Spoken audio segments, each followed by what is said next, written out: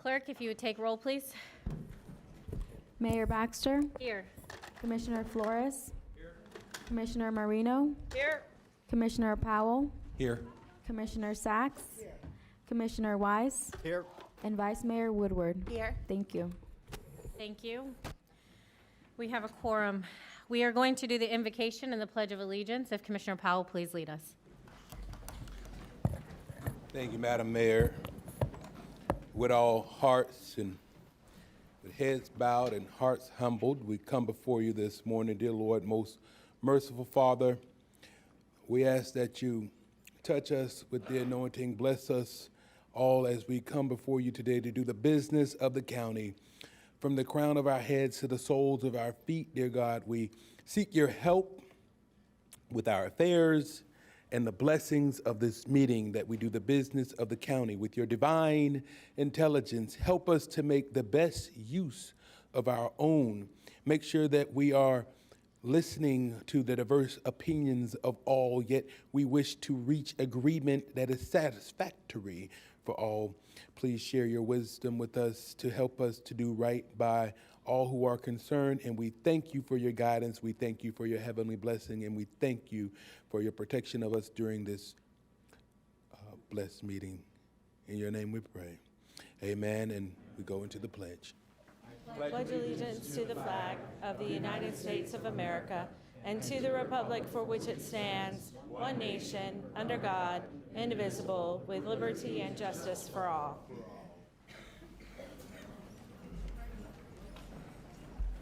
Thank you for that, Commissioner.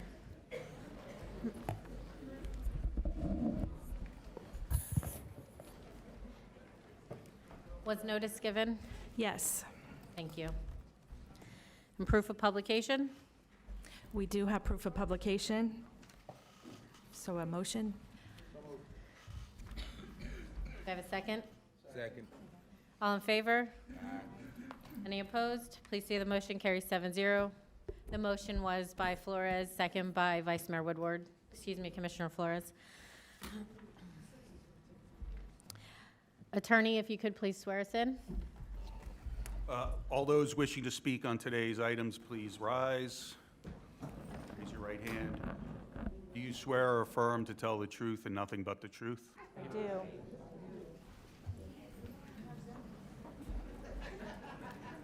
Deputy Administrator, do we have any additions, deletions, or substitutions? We do, and I'm going to ask Wendy to read those for the record. Yes. Okay. Starting with item number 2, Boca Raton Preparatory School, DOA 2025-01312.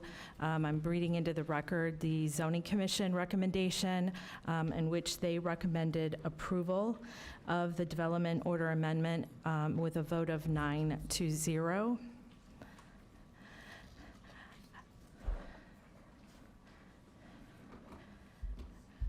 Okay. Item, it's not number 3. Item number 4, DOA 2025-01103 TLC Village. The Zoning Commission recommended approval of the development order amendment and the Class A conditional use with a vote of 9-0. We've also have an amendment to Exhibit C, Site Design Condition 3 is renumbered to number 2.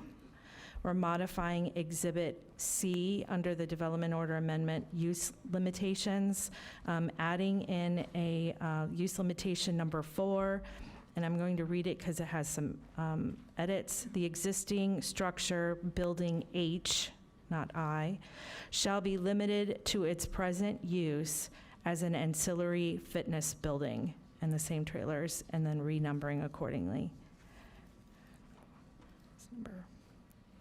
Item number 5, DOA CA 2024-01594, which is Polo Club of Boca Raton.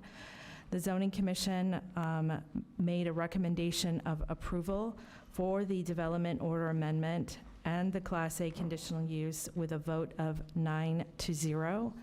We have amendments to Exhibit C1 for the congregate living facility, condition number 5, to strike out extra language. Exhibit C2 for the Class A conditional use, under use limitation number 1, we're striking out some additional words and adding in structures. Item, condition number 2, deleting duplicative language there.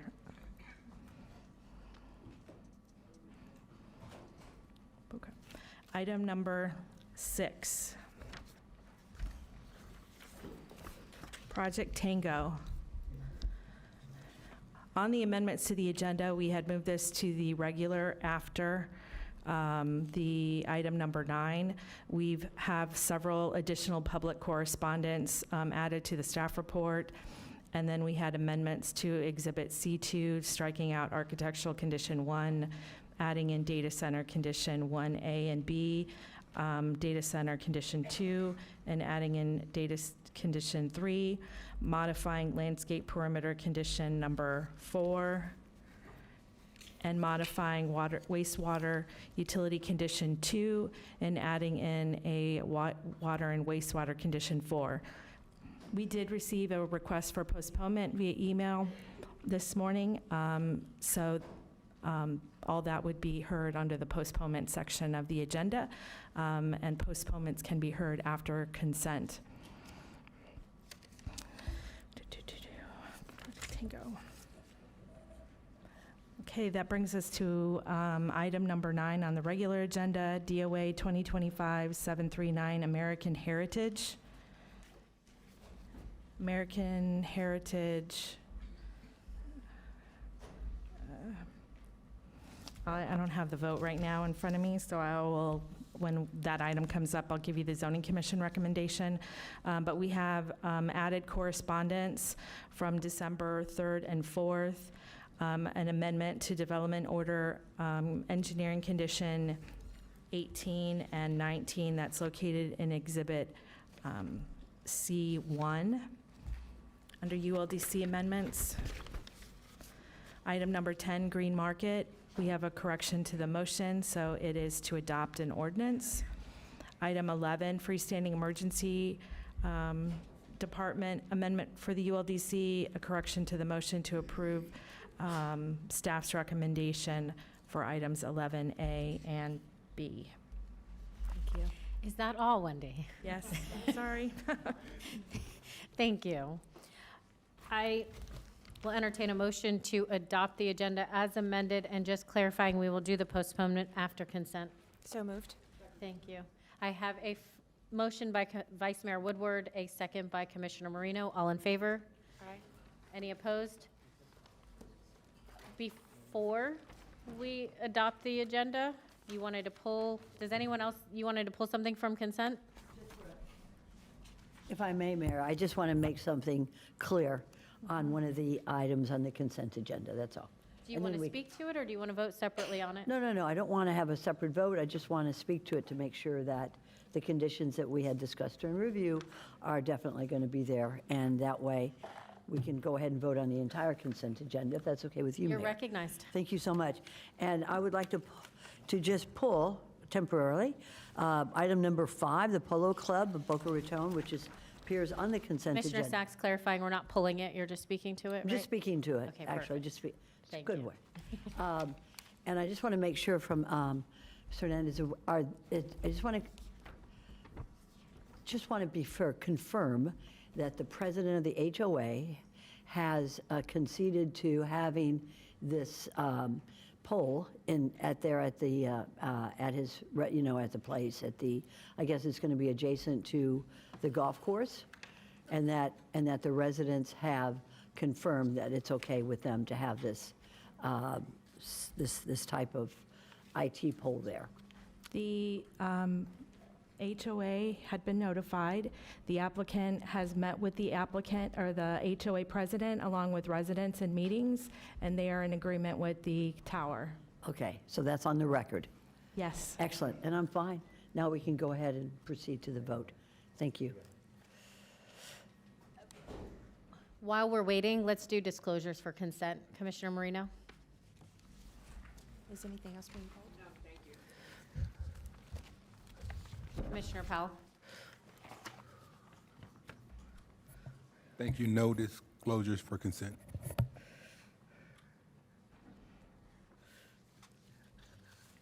Vice Mayor? To be clear, on Nash Trail, since it's just a correction, do we need to do disclosures from before? Not from before. Okay, no. so no on that, and we do not need to disclose for the postponement? Correct. Not at this time, no. Postponement's on Flores? consent right now. We're just doing consent? It is on Right, the consent. postponement will be a separate item after consent. Okay, so we'll disclose at that time. Okay. So since item number 6 is postponed, no disclosures. Commissioner Weiss? No disclosures. Yeah, just to Commissioners- clarify, the item isn't postponed yet. You guys will vote on that. But it's on regular currently. Because it was an add delete? So it is on regular agenda, but after we do the consent agenda, we're going to do the postponement agenda, and then at that time, let's do our disclosures for that item before you vote on the postponement. Perfect, thank you. Commissioner Sacks? Thank you very much. I have, for the consent agenda, Nash Trail, I have verbal communications and phone conferences with Aaron Less. And on item number 2, the Boca Raton Preparatory School, I have in-person meeting with Alexander Arenos and Lauren McKellen. I have no disclosures for the rest of the items on the consent agenda. Thank you, Madam Mayor. Thank you. And I also have no disclosures for consent. We had a motion, excuse me, Commissioner Flores. Yeah, I would like to pull item 4, which is TLC Village. Would you like to pull item 3 too, since it's the companion? Say that again? Item 3 and number 4 3 companion is the items. companion with number 4. Yes, please. 3 and 4, sorry.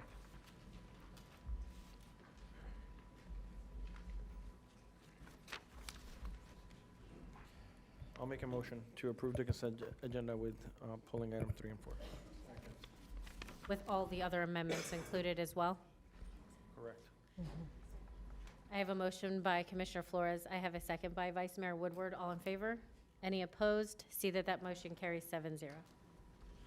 Moving on, we are now going to take the postponed and the pulled items. We will start with Commissioner Flores' pulled items.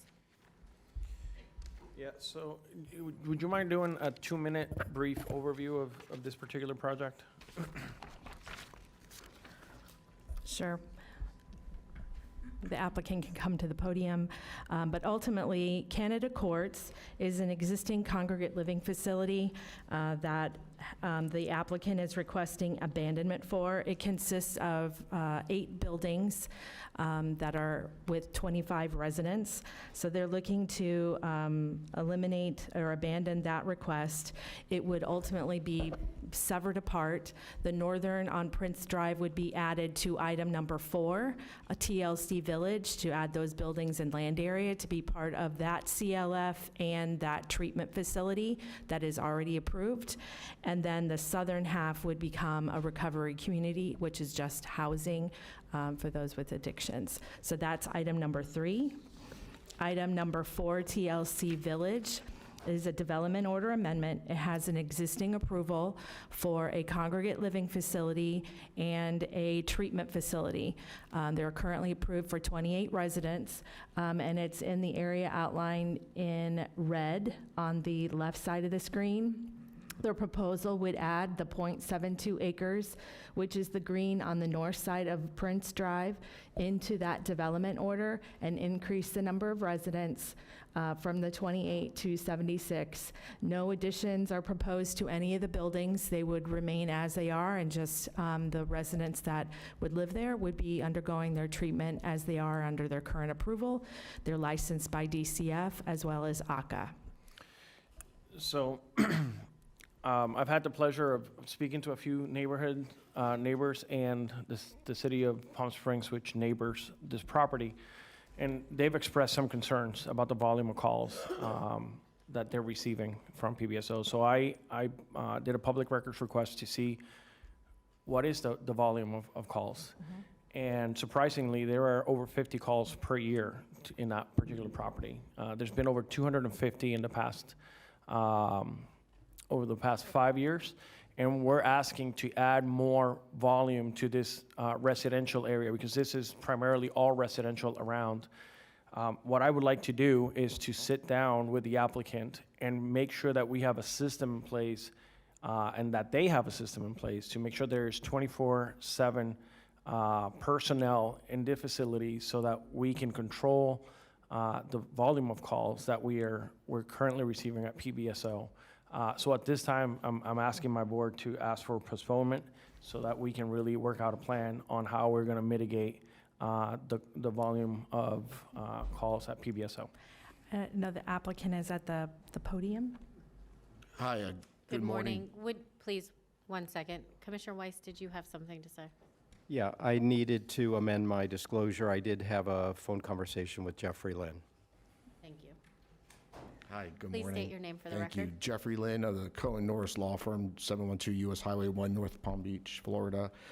Thank you for the question. I think when there was a couple questions about that. First, There was no questions. I mean, It the was just a statement about with any police calls, we did not pull the police calls. What we understood is there were no police calls. This is the first we're hearing about there being a volume. Oftentimes when we pull police calls, it's not for a specific property, it's where something happens and they tag that property. As you can see from the photograph, there's a lot of real estate there. So it happens often that we have not seen the police calls. We asked for them, did not see them, but there is 24/7 oversight there. There's always been 24/7 oversight there. There's always been people there. The only thing we're really doing is cleaning up an existing condition. Is because, as you can see from the former map to the new map, there has always been residents there and they've always been receiving treatment. All we're doing is we're just cleaning this up since the county commission changed the zoning code from CLF to residential treatment. So I'll be happy to sit with you, but I'd really ask this not be postponed today because there's been a lot of effort and a lot of work to clean all this up over a period of months. If there needs to be a condition added for additional supervision, we can certainly entertain that and would accept it, but I can tell you as a DCF and ACA licensed facility, they are 24/7 because they have custodial care and responsibility over the people that are there. Yeah, I mean, I'm looking at I got the public records request. I've studied this closely, and I can tell you they're pretty much having to do with your facilities. I would love to have a conversation to see how we mitigate this, because there's a neighborhood that surrounds this particular facility, and I do not feel comfortable moving ahead and expanding until we have a good understanding and the neighborhood has a good understanding of how we're gonna protect them and the call volume. I mean, you're averaging over a call per week that's happening in that neighborhood. So I'm not saying no to this. I just want to make sure that we protect the residents and that we control the amount of calls that are occurring to PBSO. So I'll make a motion to postpone, please. I have a motion by Commissioner Flores and a second by Commissioner Sacks, but I have lights on, so Commissioner Powell, you are recognized. Thank you, Madam Mayor. Attorney Lynn, with regard to this postponement or the proposed postponement, do you have licenses or anything that would be jeopardized if this were not to move forward today? I'm not going to say jeopardize, but we are in a position where these other beds need to be licensed because of the way the zoning was laid out. And so depending on how long this goes, it does jeopardize a lot of things, yes. Okay, thank you. Commissioner Sacks, you're recognized. So were you able to discuss any of this with the other commissioners? I know it's on consent, but it would be interesting to know what the real truth is. Yeah, first of all, it's nice to see you I'm again. sure you would like to know too. Of course, Commissioner Sacks, it's nice to see you again, for sure. Sure. We called Commissioner Flores' office and we understood that there was a concern about whether there was 24/7 oversight, and there is. We did not pull the police records because we were not aware there was any issue. If we do, and generally when we do, you can get the call log, but then you got to get all the background to really see, actually, tell you, in my 30 years of experience of doing this, what happens often is that when the police go and they make an arrest of someone or there's a car accident or anything, they assign it to the closest address that's in the street. It doesn't necessarily mean it's from that location.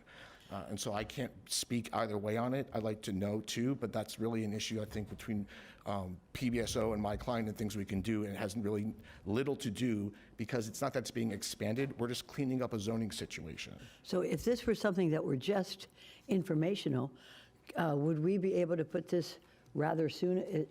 First, let me ask you, Commissioner Flores, this is something that's factual, and you need to get to the true facts of what the issue is there with the neighborhood. Would we be able to put this rather soon back on a calendar? I think we put it at the next zoning meeting. I don't have a problem. I just want to sit down. I want to make sure that I our understand. neighbors are protected and that we're going to get the call volume under control. I I mean, understand that. this has been over a 5-year history. They've been over 50 calls per year. It is a concern to the neighbors, and I think it's a good time to sit down, have a meeting, and fix whatever needs to be Well, addressed. I understand that, and I appreciate it. Would we be able to put it on rather soon? Ms. The Hernandez? next hearing is January 22nd, and just to know that the January 22nd is the 180 deadline, so we would need to make a decision on that deadline. And to the questions for the applicant, do you agree to postpone? Or we can vote today if you'd like. Yeah, no, I mean, I'd rather, answer Commissioner Flores' questions and make him concerned, address his concerns. Daryl? So, thank you, Wendy, for pointing out. So they are still within the 180 days if we have the hearing on January 22nd. Yes. Okay, so then the board, if it wants, can postpone it without the consent of the applicant. I have a motion by Commissioner Flores, a second by Commissioner Sacks to postpone this item till the January zoning hearing. All in favor? Any opposed? Please see that the motion carries 7-0 Thank you. And Have a that good would day. be for both 3 and 4. for 3 and 4. Thank you. Thank you. Moving on, so we will hear Project Tango next. There have been a lot of things going on in regards to Project Tango, that is the data center and information that has come out. In light of that information, I've asked the applicant to postpone their item. They've agreed, and they sent an email. I believe the residents need more information. I believe we, the board, need information. And I believe this is too important to take without having everyone fully informed. And the applicant has agreed to meet with residents as well as myself. Ernie, are you in here? I have not seen you. If you would please come forward.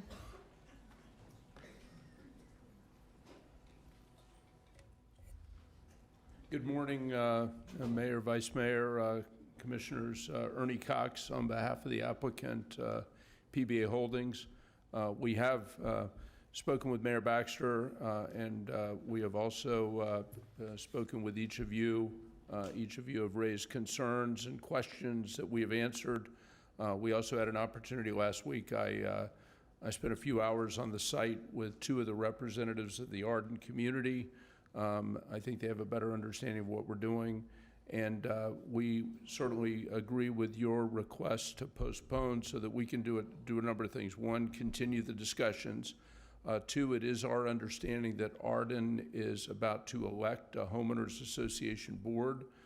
So we would have an opportunity to meet with whoever gets elected to that board, conduct additional site visits. And then one of the things staff has done, let me just say this, staff has done a really thorough job in working through and addressing a lot of these issues.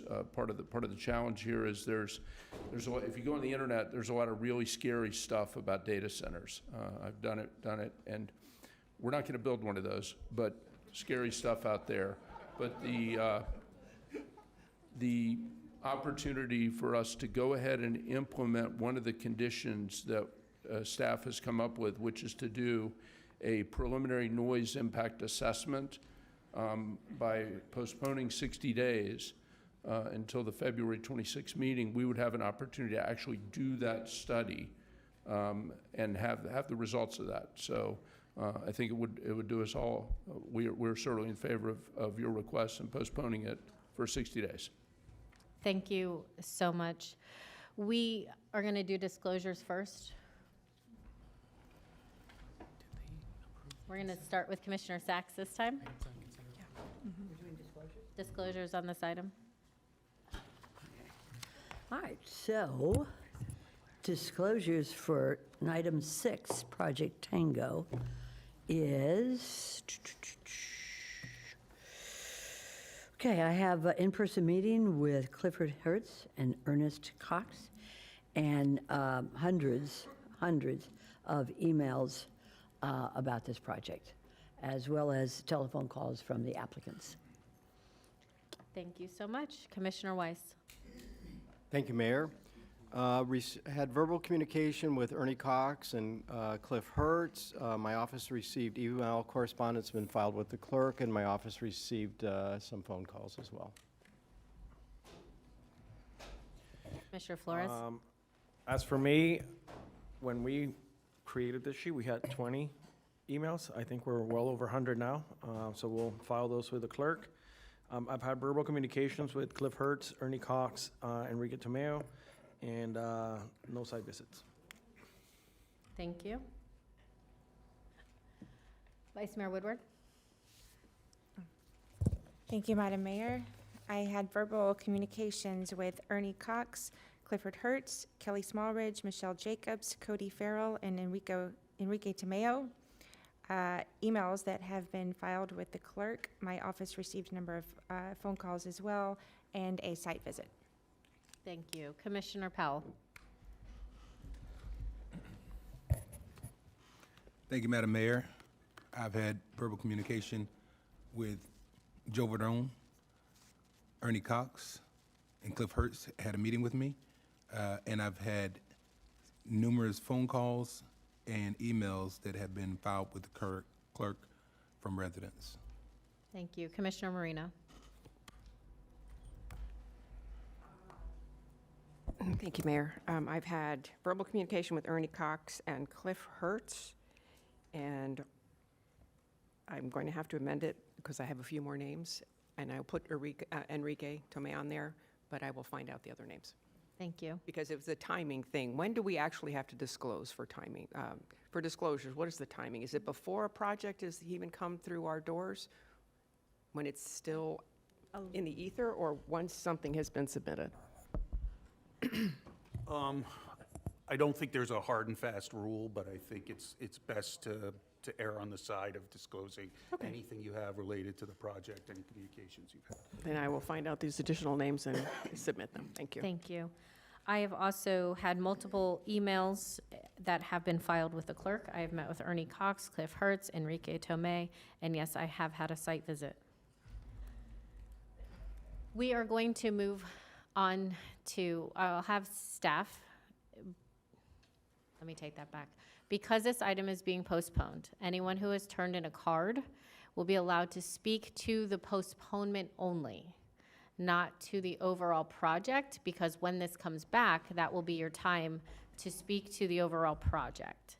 So we will go through the cards. How many cards do we have? We need a motion to postpone this item. Make a motion to postpone. I have a motion by Vice Mayor Woodward. I have a second by Commissioner Weiss. All in favor? Any opposed? Please. Now we do the cards. Now we will hear on the postponement only. If you do start to speak about anything beside the postponement, I am going to ask you to bring it back in and reel it back in and speak only to the postponement today, because when the item is heard, will be the time to speak to the item and its merits itself. How many cards do we have? 56 speaking cards. When we have this many, we do not allot 3 minutes for all 56 cards, because we would be here longer than most people can wait. And anyone who did take time out of their day to take off work generally wants to be heard. So we will limit the speaking to 2 minutes. We ask that you try to make it more brief than that in respect for the other people who also would like to be heard. Please start with the name calling, Commissioner Flores. So I'll repeat again. You're only speaking on the postponement, not on the actual item or the issue. I'm going to call the people from the lobby first because they have to make their way in. So Nathan Galan, Carolina Fajardo, Al Beam, and Victoria Doyle are out in the lobby. And then I have John Williams. I got Pastor Stephen Brooks Hold and Estefania. If he calls your name, we have 2 podiums. I'm going to ask that we try to keep them filled at all times. So what were the first 3 names? That are here in the chambers, Here in John chamber. Williams. I got Pastor Stephen Brooks and Estefania Montalvo. Are you in the room? Yep, make your way up to the podium. I'll continue to call. Kayla Valiquette. I apologize if I mispronounce your name.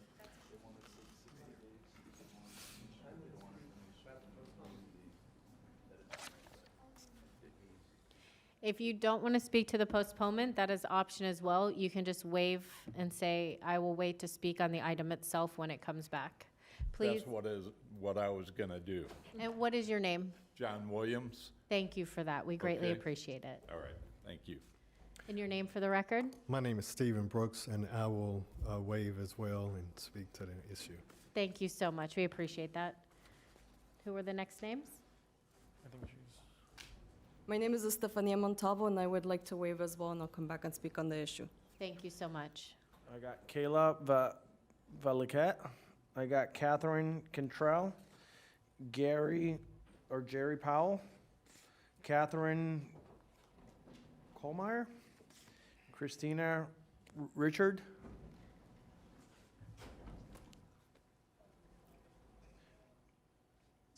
Ma'am, you can go ahead.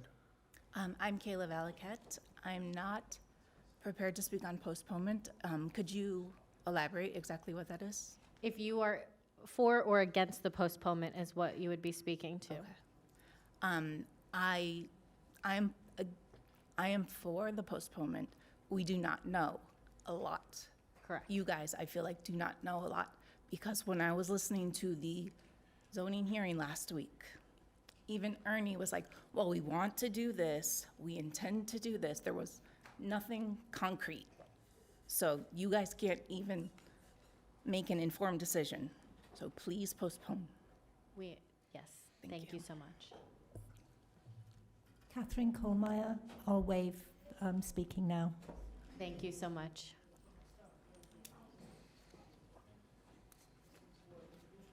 Catherine Cantrell, 19165 Pemberley Place, the Arden community. Speaking on the postponement, I'm not very happy because today is the 15-year anniversary of my husband, who was a cop for 30 years, who passed away.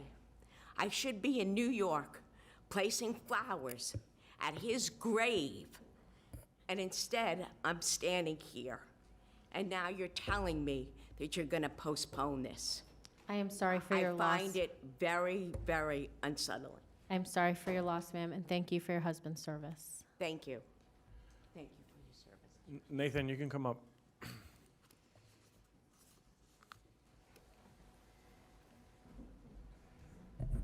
Hello, everybody. I will be speaking in regards to the postponement. My name is Nathan Galang from Green Acres. I'm the lead state committeeman for the Palm Beach County Democratic Party, and I oppose the postponement because there's a lot of people here ready to speak on it. And extra studies or extra delay will not solve the fundamental issue, which is that people do not want this. Democrats don't want this. Republicans don't want this. Independents don't want this.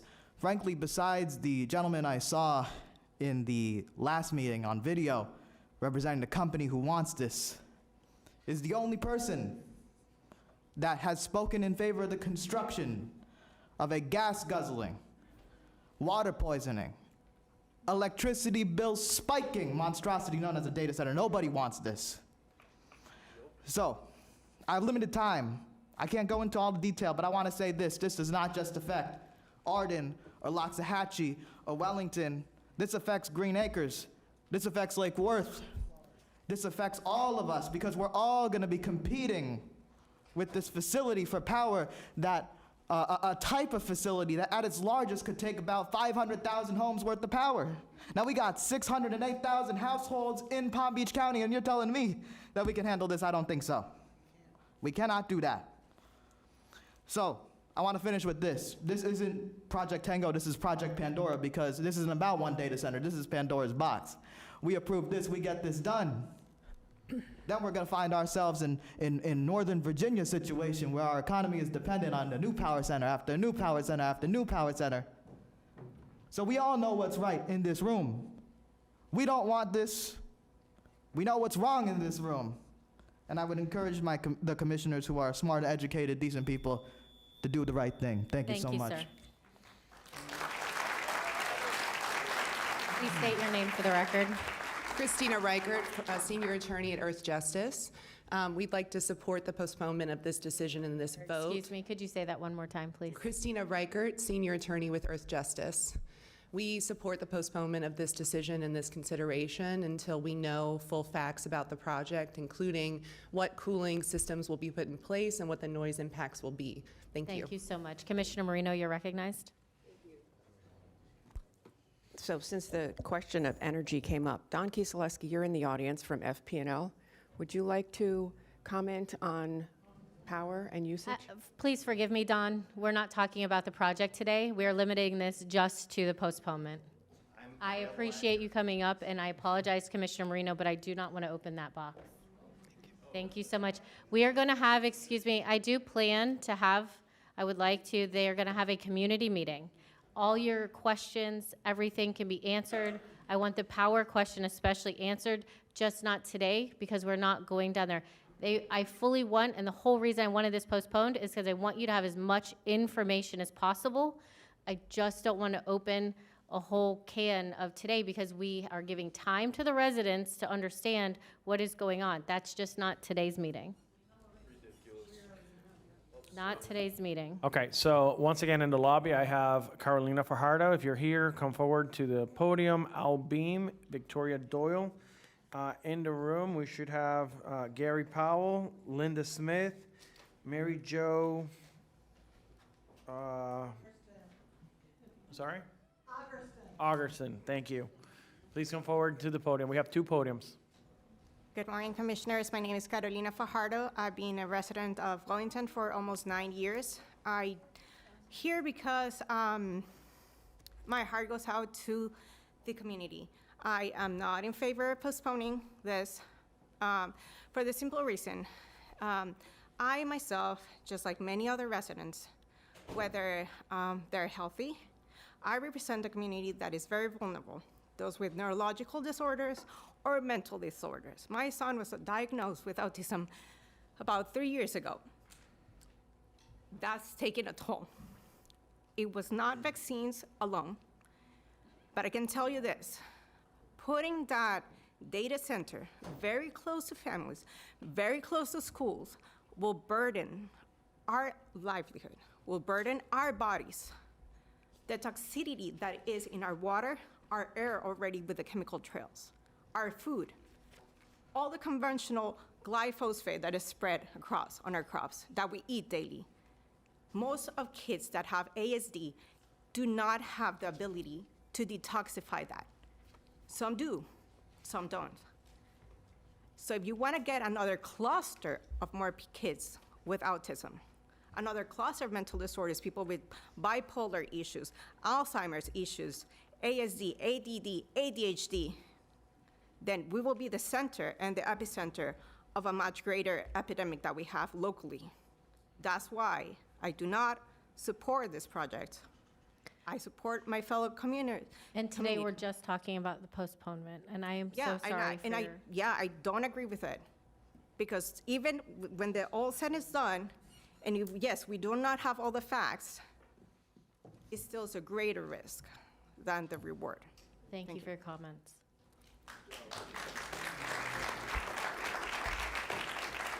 Linda Smith. Linda Smith, Jupiter, Florida, Sierra Club, Loxahatchee Group, and I'm speaking to support the postponement. You folks all know my feelings on this, and I will be back for hopefully the full 3 minutes. Thank you. Thank you. Good morning. Please state your name for the record. Good morning. I'm Mary Jo Algerston, 2819 Embassy Drive, West Palm Beach. I'm here today to speak for the board of the Palm Beach County chapter of the Democratic Environmental Caucus of Florida. And although I'm somewhat edified that you have decided to postpone, I still have concerns about it, so I'd like to enumerate those. If we could save those concerns. About the postponement. Okay. Okay. Thank you. So I think what is needed is more a pause than a postponement, a pause in the project. And I think that language is more appropriate than postpone.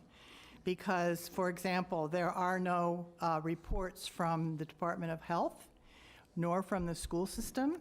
And children are most affected by the kinds of emissions that come from a facility of this kind.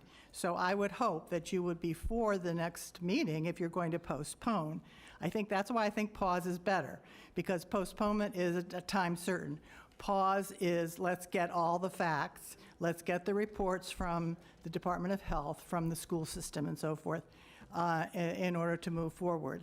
I will be communicating with you on behalf of the caucus further about the additional concerns that we have, and we will be speaking whenever you come back in session about this issue. Thank you. Thank you so much.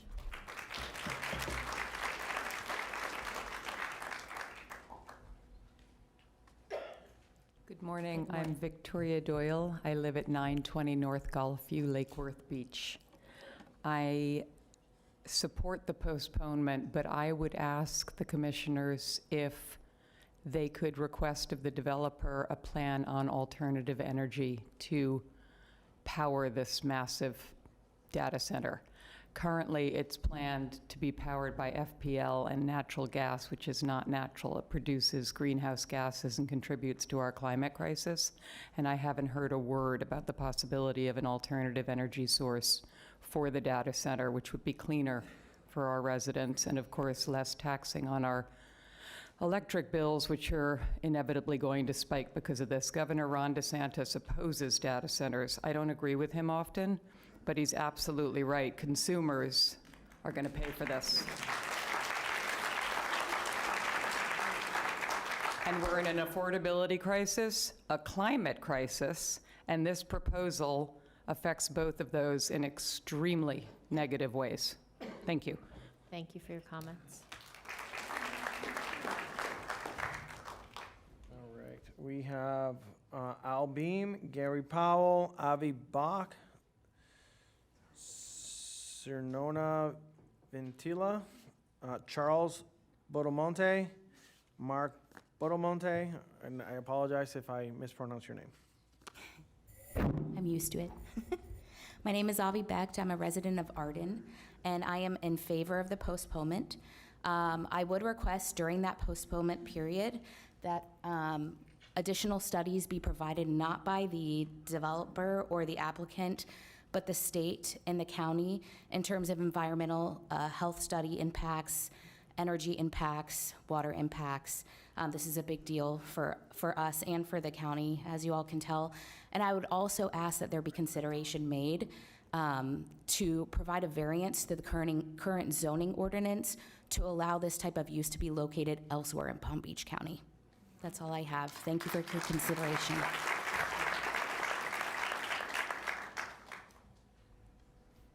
My name is Simona Vintila, and I live in Arden. I'm not happy about the postponing, but I'm going to vote in favor.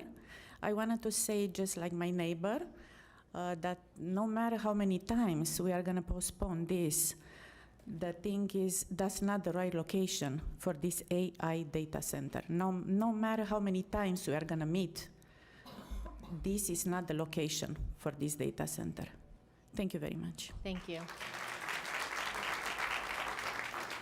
Good morning. My name is Charles Bondelmonte, and I'm also a resident of Arden. I'm also an engineer of 40 years, and listening to Mr. Cox in the previous meeting, and the lack of definitive information given to us was just outrageous to me. I approve the postponement, but think like the previous speaker that it should be a much broader study, not just sound. We've got water concerns, we've got power concerns, we've got so many concerns. These should all be addressed, and the proper officials should be involved in this.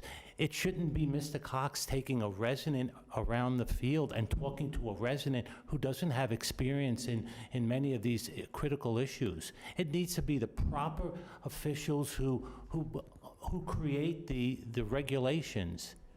And there should be extremely detailed design at this point, and it doesn't seem like there's a detailed design based on the information that Mr. Cox has provided us so far. So, yes, a postponement is necessary, but we're just kicking the can down the street. That there needs to be a much larger study performed than just a sound study. Thank you. Whitney. Whitney, would you answer a question, please? How many companies out there do these studies, whether we hire them or the builder hires them? A sound study, a water study, any of the studies that would? I'm sure there's numerous. Could you please speak into the mic? I'm sorry. Am I on here? Yes. I'm sure there's numerous acoustical sound study engineers out there that can do these studies. And so,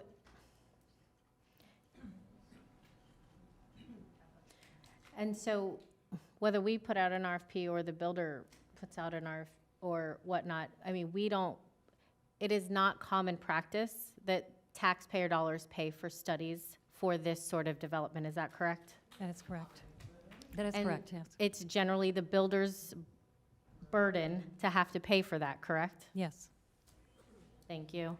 Commissioner Sachs, you're recognized. Thank you so much, Mayor, and that was an excellent question you asked. Just so that you know, I've been following this in Tallahassee, and Tuesday, which is yesterday, the State Housing Economic Infrastructure Subcommittee met on this very topic on data centers in the state of Florida, and the state is going to be conducting a study.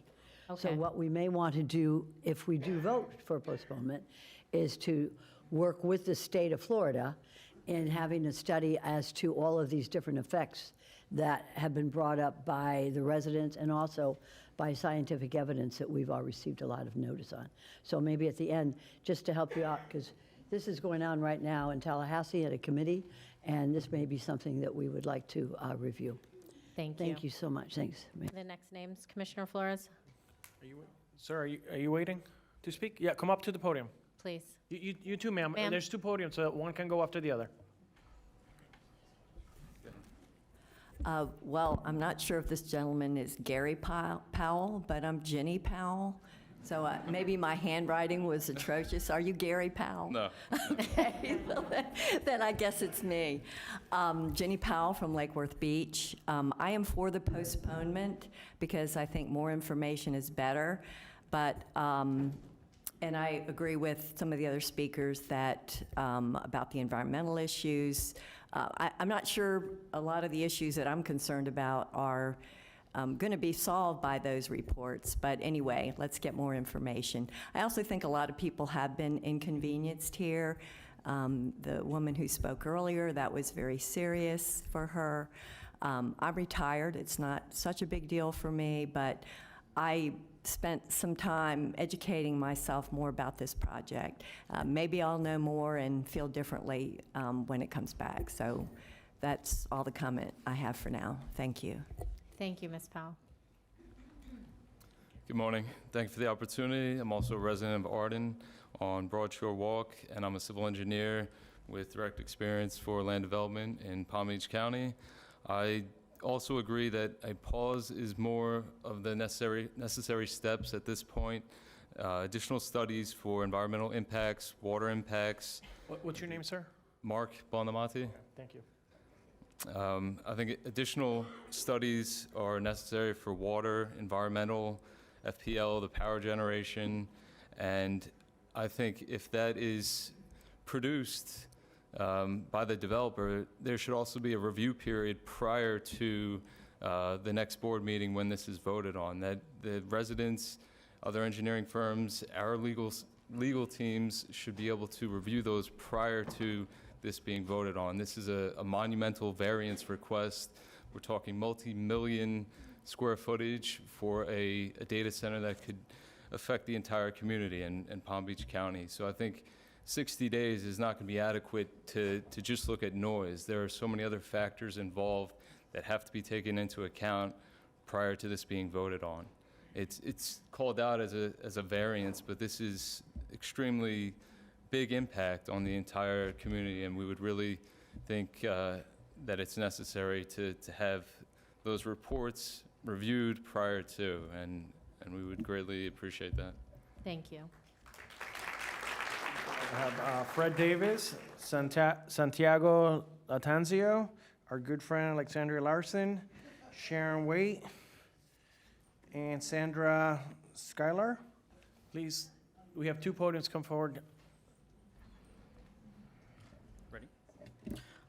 First and foremost, my name is Santiago Latanzio. Thank you for the opportunity to speak. I am in favor of the... Would you please speak into the mic and state your name again? Santiago Latanzio. Thank you.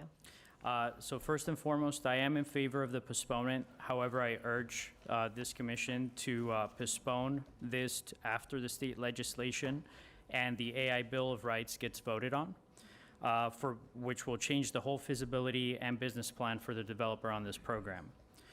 I agree with my neighbors that this requires more than a single noise study. This period should include studies on water usage, environmental and wildlife impact, emergency and evacuation plans in the event of that the facility has a fire, chemical, or toxic emergency. Arden has only 2 lanes with a single exit out of the community for over 7,000 residents. Also, these studies should be conducted by impartial third parties and not paid by one party that stands to gain from it. I would like to also make a clarification on terms. This project should not be referenced as a traditional data center. This is a hyperscale artificial intelligence data center which has greater demands than traditional server farms. Thank you. Thank you. Please state your name for the record. Right. I'm Sharon Waite, 15058 75th Lane North, Loxahatchee. I'm in agreement with this postponement permanently. This thing is a dangerous... Please limit your clapping. Thank you. This thing, what little information is out there is enough to kill the whole project. FPL should not be ramrodding this thing through. Kill it. Thank you for your comments. Please state your name for the record. Alexandria Larson. I'm a girl.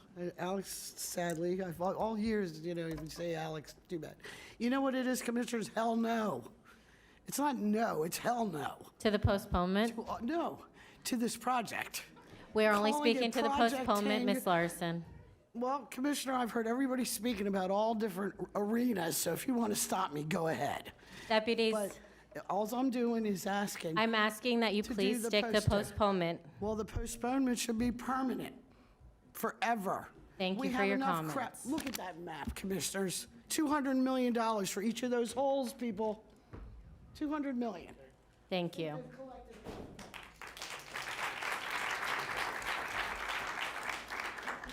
My name is Fred Davis. I live in Wellington.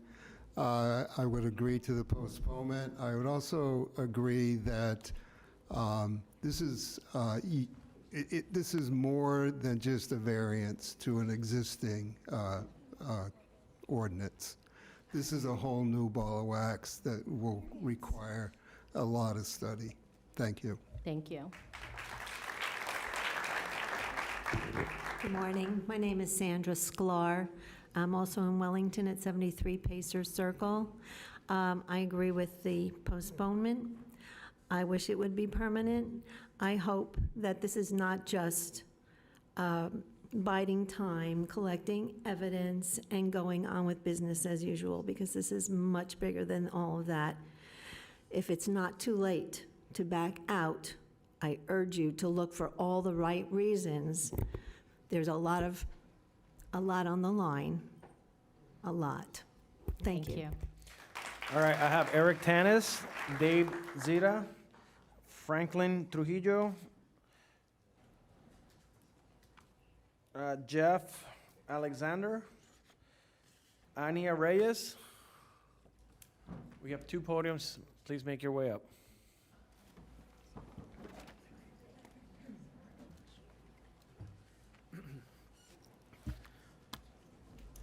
My name is Eric Tanis. I'm a resident of Arden. I actually, speaking on behalf of, excuse me, I'm against the postponement. You have all these people out here that you're creating a hardship on them just coming back. Everybody's taking their time from their jobs. You know, honestly, I couldn't be here today, but I made sure I had time. I've got other clients. I've got work that I've got to get done, but you know what? This is much more important. So I respectfully request that you kill this project, but you know what? This is not what should be being constructed right next to a beautiful community such as Arden. Thank you. Thank you.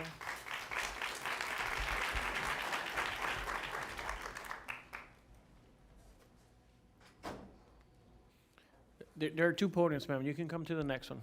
Please. Thank you. Good morning. My name is Franklin Trujillo. I live in Arden. I'm against the postponement. This project should be killed. At the end of the day, I used to work for, I work for one of the largest data centers in Florida. It resides in downtown Miami. It has 750,000 square feet, and this does not belong next to a school and next to a community and next to a zoo and everything else around it.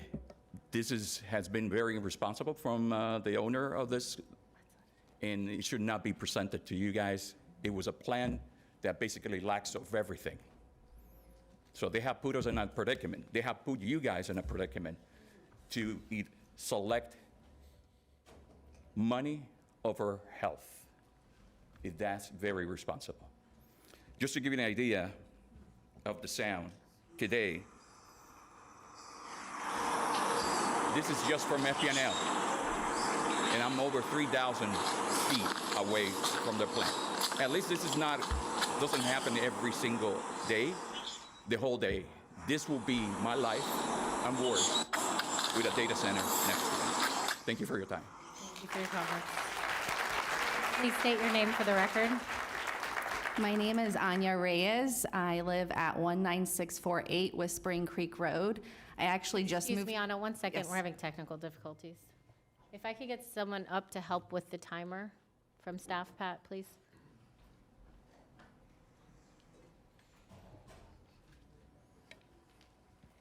Go ahead, ma'am. Just to repeat, my name is Anya Reyes. I live at 19648 Whispering Creek Road. I am in favor of the postponement. I came ready to talk about, my opposition to the project, but I just wanted to make a few notes. The applicant has met with all the commissioners, it appears, but I would like to make sure that the residents have time to also meet in person and explain what their concerns are. There's no laws in place to protect us, so we're up here fighting with the knowledge that we have accrued over the last week or so. So we're really missing that component of a law that's in place that has done all this ahead of time, collected all the information, and has set standards to set these places away from our neighborhoods. And my question also is, who's going to hold these standards in place once this is built? Who's going to monitor the emissions, the water, contamination? Who's going to monitor all of this once it is set in place? And the last point I want to make is that on that map up there, there's a square-shaped lake. Directly to the left of it, kind of catty corner, is the school. So it's not labeled up there, but that corner right there is Saddleview Elementary School. That's where my daughter attends. That's going to be less than 1,000 feet from my daughter's school where she's in kindergarten learning each day, where she's gonna feel vibrations, hear noises, and have potential contaminations in the water that she drinks from the water fountains at her school. So I just ask you, how would you feel if your daughter was at that school less than 1,000 feet away from that center? Please state your name for the record.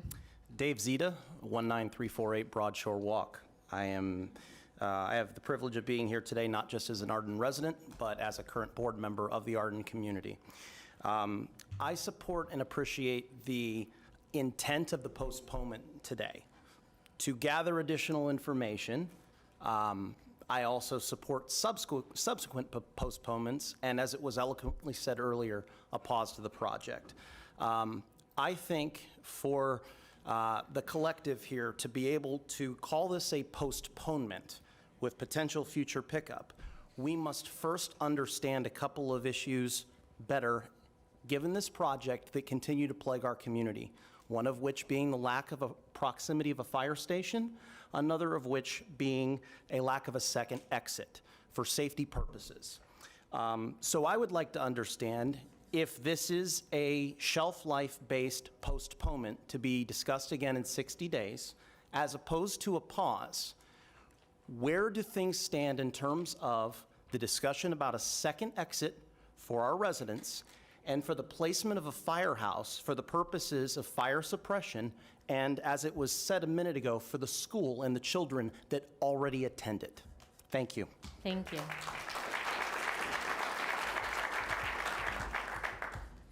All right, I have Jeff Alexander, Rogers Clausen, Catherine Biggs,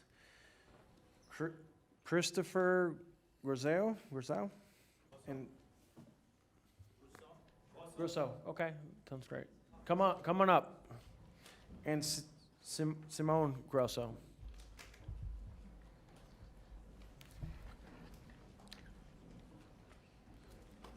Please state your name for the record. My name is Christophe Grosso, and I live in Ardennes. I agree to the postponement, even if I did not come for that. I am opposed to the project. It's way too close to the school. I don't know where you got that map, but that's a very old map. The school is not even there.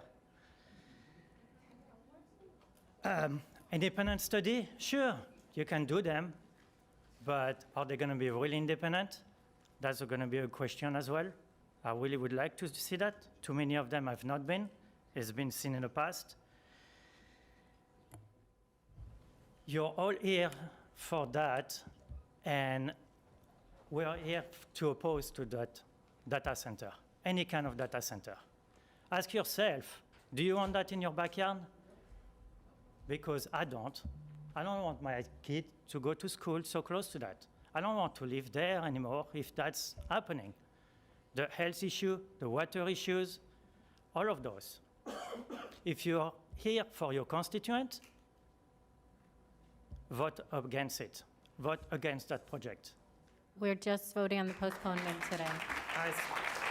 I stated that at the beginning of my statement, but again, you don't want that in your backyard. I do not want that in my backyard. Thank you very much. Thank you for your comments. Please state your name for the record.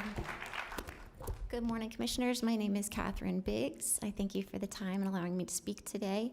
I did come prepared to make a statement, but as far as the postponement, I am in agreement with it. I believe that we do need more time to gather information, and so my request would be that this postponement does not just delay today, but also requests additional information. I believe this project presents unanswered risks to Palm Beach County's water and power supply, as well as the health of our citizens. My request is that you would ask the applicants for a full water use and discharge plan, so we have transparency on their cooling systems, a complete power demand analysis, so we know what type of energy they will be requiring and what sources they will be using.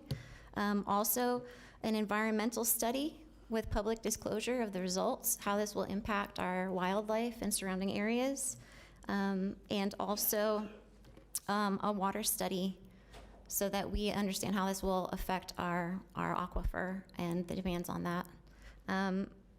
We haven't really been given much information, as people have said already. The applicants are very vague at best, so we ask that you would please demand these studies and have transparency so that we can enforce safety and respect the lives of every citizen in our area. I live in Wellington. I'm not close to Arden, but I know that these impacts will reach all the way to me and further in terms of our power supply and our water supply. Thank you for your time. Thank you so much. Please state your name for the record. Good morning. My name is Simone Grosso, and I live in the still beautiful community of Arden. Who knows how that might change if this gets approved, but I do agree with the postponement because I do appreciate each and every single one of you wanting to take more time and trying to be more thorough to review this proposal. I do want to thank Commissioner Sachs, who brought up a very good point of being able to reach out to the state of Florida for assistance for a study. I myself come from Germany, and I was shocked to find out that something like this, which impacts so many people, would be allowed to just go on a consent agenda. If we hadn't somehow found out that this was going to pop up in our neighborhood, there doesn't seem to be anything in place to get the proper independent studies. I'm to just make going to sure. ask that we narrow this. Yes, my apologies. Yes. My point being, I appreciate you trying to get more studies. Like many other neighbors have said, please do ensure that they're independent, because yes, there's a lot of different people out there that can do the studies, and I'm sure somebody can be swayed one way or another as well, as independent as they can be. So thank you very much for your time, and I look forward to speaking again. And briefly, I don't normally comment. I want you to understand why this went on consent, because there were approvals that had already been in place from years ago. Is that correct, Wendy? Yes. So this wasn't this was from 2016. So the way this is done and the way current county processes are set up, this wasn't something, excuse me, this was not something out of the normal. This is just how we've always done it. Now, when it came to our attention that there was a problem and more information was needed, that is what triggered the postponement. I absolutely respect everyone's time, and I feel bad for people who had to take time off work, who had to come here today, and then potentially have to come back in 60 days or whenever this may get postponed to. It is unavoidable to get more information, and there's absolutely nothing, but I would rather take the time and have that due diligence and have those conversations than handle this right now. And I appreciate that a lot. I'm just saying the research that's being done now, because we're asking questions.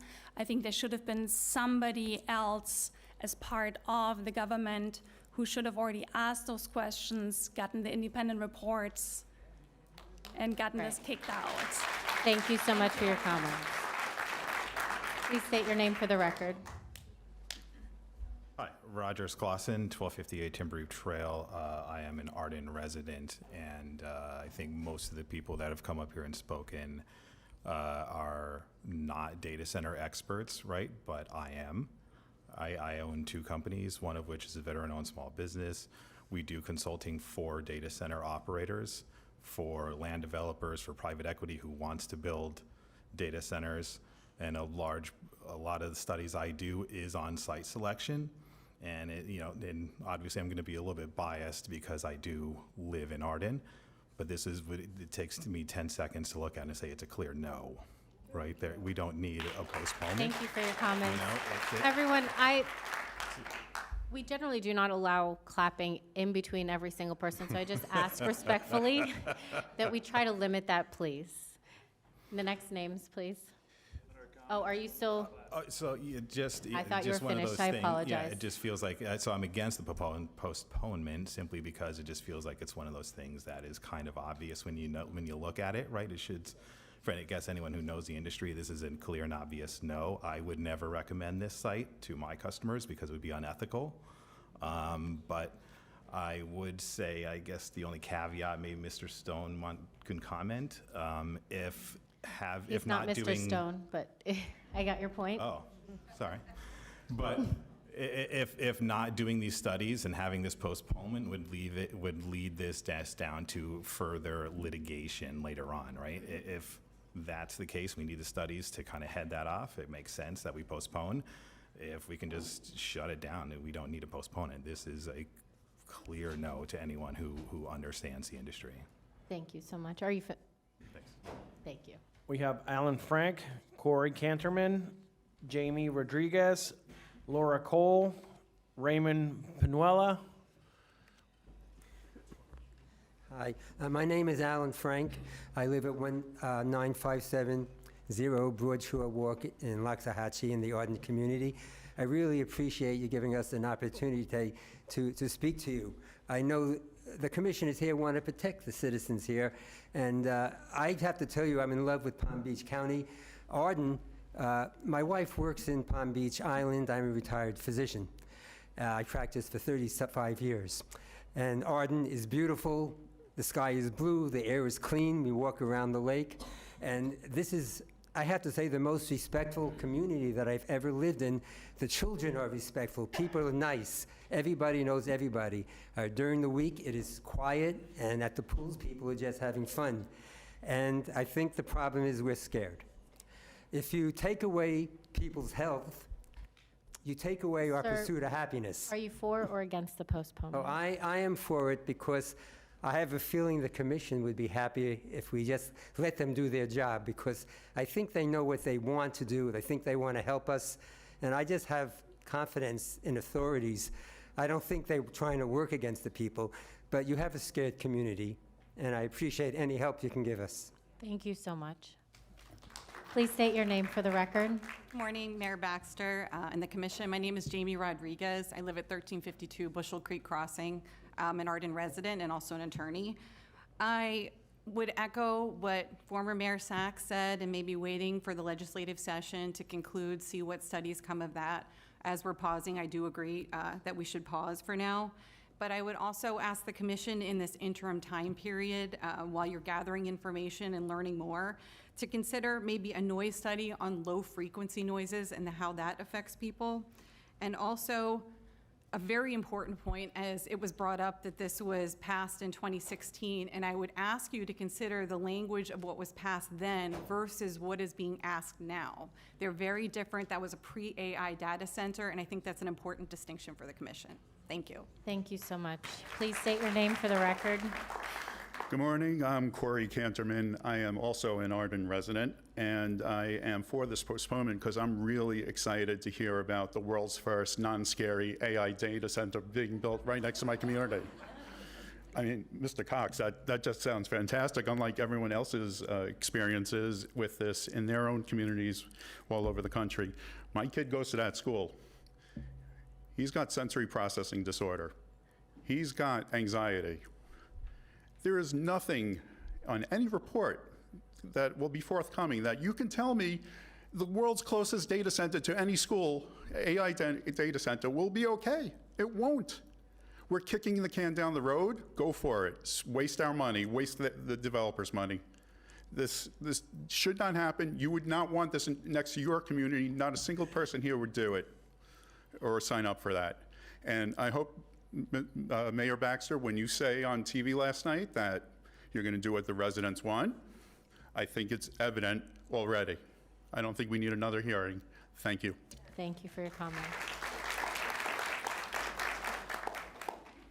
Please state your name for the record. My name is Laura Cole. I'm a resident of Arden. I agree that we should wait until after the state level legislation. I also think that if we are going to postpone, then that is, we definitely need more information, as you have said, but I would ask for full transparency. I don't think, a lot of times these things are done with studies that are conducted by professionals, and there's no transparency into who those people were and how they conducted the studies. I would also reiterate that we want to make sure that when we're doing noise studies, we include low frequency hum. This is specific to data centers, and it is particularly nefarious. It can pass barrier walls that are put up to block noise, and it can actually pass earplugs. So make sure that we do studies around low frequency hum, because that can travel 1.5 miles to 3 miles from the site, and you can see that encompasses the entire community of Arden, so no one will be safe from it. That said, no matter what the studies say, just look at the map.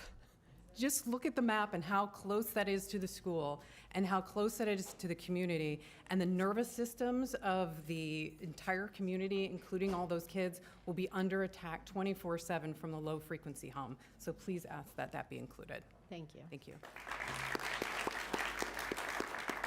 Please state your name for the record.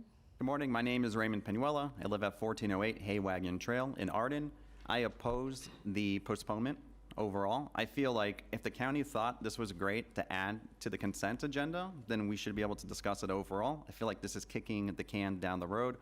It doesn't make any sense because it sounds like a lot of you spoke with Ernie Cox privately, and that's great. I think the public deserves to hear what was said in those meetings, because it sounds like, based off of that, there's a lot of information to stop this that should come to light. And as mentioned, Saddleview Elementary, it's less than a 1/4 mile away from the actual building for the hyperscale data center. And no amount of studies are going to change that. And postponing this doesn't change that either. And even our own Governor Ron DeSantis, has just said a few days ago about the AI Bill of Rights. And one of those is about building any of these hyperscale data centers right next to a community, especially next to a school. That would be an automatic no. So postponing this does not change that at all, per our own governor. And it doesn't make sense. Everyone here, we all have an idea. All of you are postponing this, or at least there's a push to postpone this, because you know it makes no sense right now. And that's why this is being just postponed. I also want to mention that Ernie, he's talking about this closed loop water system, and that's going to go part of this water system. That's not completed. It doesn't exist. This hasn't been analyzed. That's the core argument of the system not going into potable water.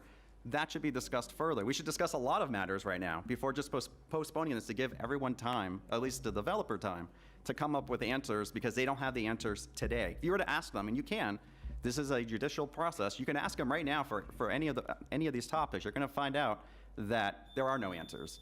Thank you. Thank you. Mayor, if I may, I just want to clarify something for the public. Anyone with a property has a right to submit an application to be heard before us. So I just want to clarify that. We give everybody the same opportunity to submit any application at the county, and it is our duty, commissioners up here, to do our due diligence and try to learn about the project. So the meetings that we have with the applicants are regarding learning about the project and really getting an understanding. So just want to clarify that because you brought that up. But anyways, moving on to the next speakers. We got Terry Wong, Matt Clark, Kellen Clark, Tatiana Yakas, Stephanie Bodomonte, Shay Hoffman. Once again, we got 2 podiums. Come up to any of them.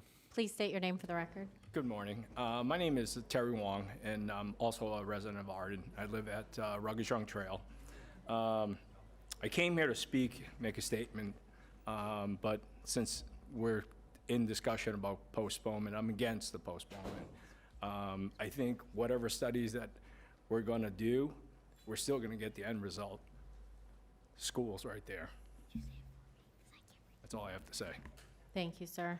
Would you please state your name for the record? Oh, hi there. Kellen Clark. I live in Tree Stand Terrace. I'm not going to speak today. I will speak at the next meeting. Thank you so much.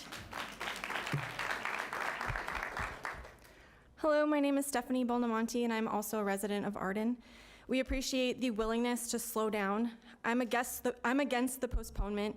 I do not believe that 60 days is an adequate amount of time for that level of impact this will have on the residents of Palm Beach County and the children at Saddleview Elementary. The community has only just begun to learn what this project is truly about and what the consequences could be.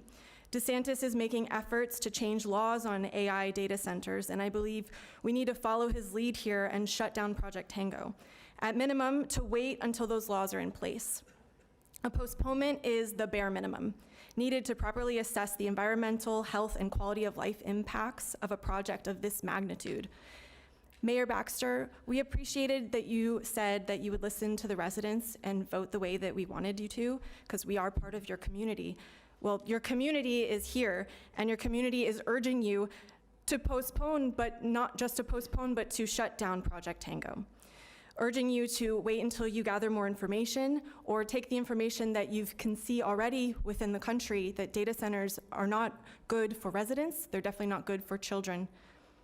Residents came out in the middle of a work week during the busiest time of the year to tell you this is not something that we want. The majority of Palm Beach County doesn't even know this is happening under their noses. The community banded together, and we really have only known about this for about a week or so. We put together a petition, and it's about to reach 4,000 signatures, and that's just in 4 days. Can you imagine if this was going on for the past 10 years? We need to protect our children, and while we appreciate the willingness to postpone and gather more information, we want this project shut down. Anyone that agreed to postponement, I think you've heard that they're agreeing with the postponement because they don't want it to be pushed through, but they all want this shut down. No amount of testing is going to alleviate the fear that these residents will be living with when this thank you. Thank you so Please much. listen to your community. My name is Matthew Clark, 19537 Tree Stand Terrace. I have a question. Could we get to this postponement and it get postponed again? We have and I don't normally answer questions, so forgive me. Sorry, I'm a But question guy. there's only 180 days, I believe it can be postponed, correct, Daryl? From the date of the Right. application. If, once it's certified, it has to be voted on within 180 days. If we go beyond that 180 days, then we need consent from the applicant. Once it's deemed sufficient. Sufficient, It has 180 days for a requirement of a decision. The 180-day deadline on this application is April, the April hearing. Thank you so much. Please proceed. Asking twofold, I just wanted some information into if I'm going to have my son miss school again, I don't want to get in trouble. So he will come back. Of course, I'm in agreement with postponing. I think it's just wise. One thing that I think you've heard people speak to is I think the first thing as an Arden resident that we got was a flyer in the mail, maybe 3 weeks ago. To me, this idea of full and transparent approach to anything, I don't think as a resident that is right next to where it's going to go, that 3 weeks is sufficient. And so I think the reason why people are frustrated is that we got a last minute alert that this was happening, and we quickly scrambled to be here, only to then get it postponed, which I do appreciate. But if you're sensing any frustration, it is likely because we are trying to quickly respond and protect our kids. That's my son. He goes to the school, and I just want to do right for him. So thank you. Thank you. Hello, my name is Shay Hoffman. I'm a resident of Arden as well. I oppose the postponement. I have a 3-year-old and a 5-year-old daughters that will be attending the new school, or one of them will be there next year. And I'm opposed to postponing this because I know that everybody in this room, even the people that are the lawyers that are trying to get this passed, if they had little kids in the school that's right next to where they want to put this, they wouldn't be for it either. Nobody in this room would be for this. And I think we all have a chance today to put our foot down with a very decisive no, that we look at the map and it doesn't make any sense. We don't need any more information. If we want to postpone it, fine, we'll all be back. There'll probably be more of us, but I'm against it. Thank you. Thank you for your comments. Everyone, please limit the clapping. Please state your name for the record. Good morning. Tatiana Yaquez. I live in Little Ranches in Wellington. I'm in favor of the postponement. My community is located off of Southern Boulevard, down the road from this development. But I'm an attorney that practiced land use. I'm retired from the practice of law now, and now I own a small business in the technology sector, and I'm aware of the importance of AI in our world, really, not just in Palm Beach County. But in addition to looking at all of the impact factors that you're going to be examining during the postponement, as an attorney, I'm a strong believer that you should really take a deep dive into the laws that are governing this proposal and this property. And I think that those things are being overlooked. I don't hear that as part of what you're going to be considering during the postponement. The reason that I think it's important is because, as you noted, this was originally presented as part of the consent agenda because it's been stated in the staff report that data, information, and processing is already a permitted use on this property. And I submit to you that an AI data center is not the same thing. When you have data, information, and processing as a permitted use, which has been part of the Palm Beach County Code as well as other codes for a long time, that's a light industrial use. An AI data center is a new type of use in our world that has never before been faced. And the reason that that's significant is because when you have light industrial uses, the impacts of those types of projects are limited to within the boundaries of the property.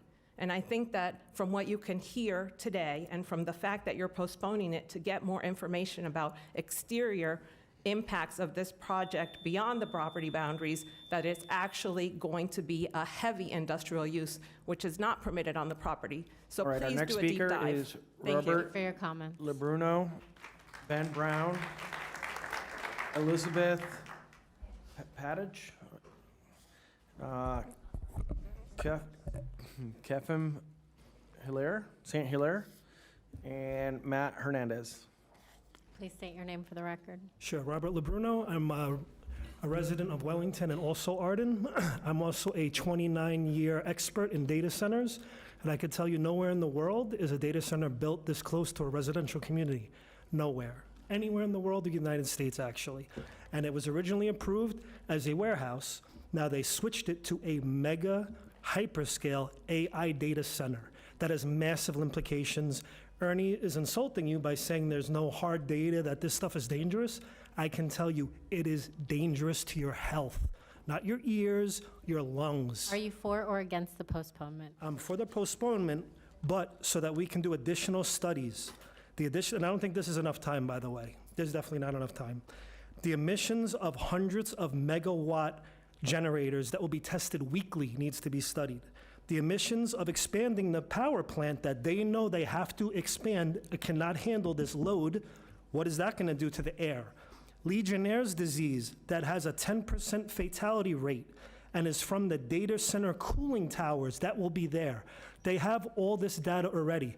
There are 27 electrical contractors in Palm Beach bidding on this project currently. I know that for a fact, okay? So they have the data. We need the studies. We need to pause it. We need to do all the due diligence because you will see it is harmful to health.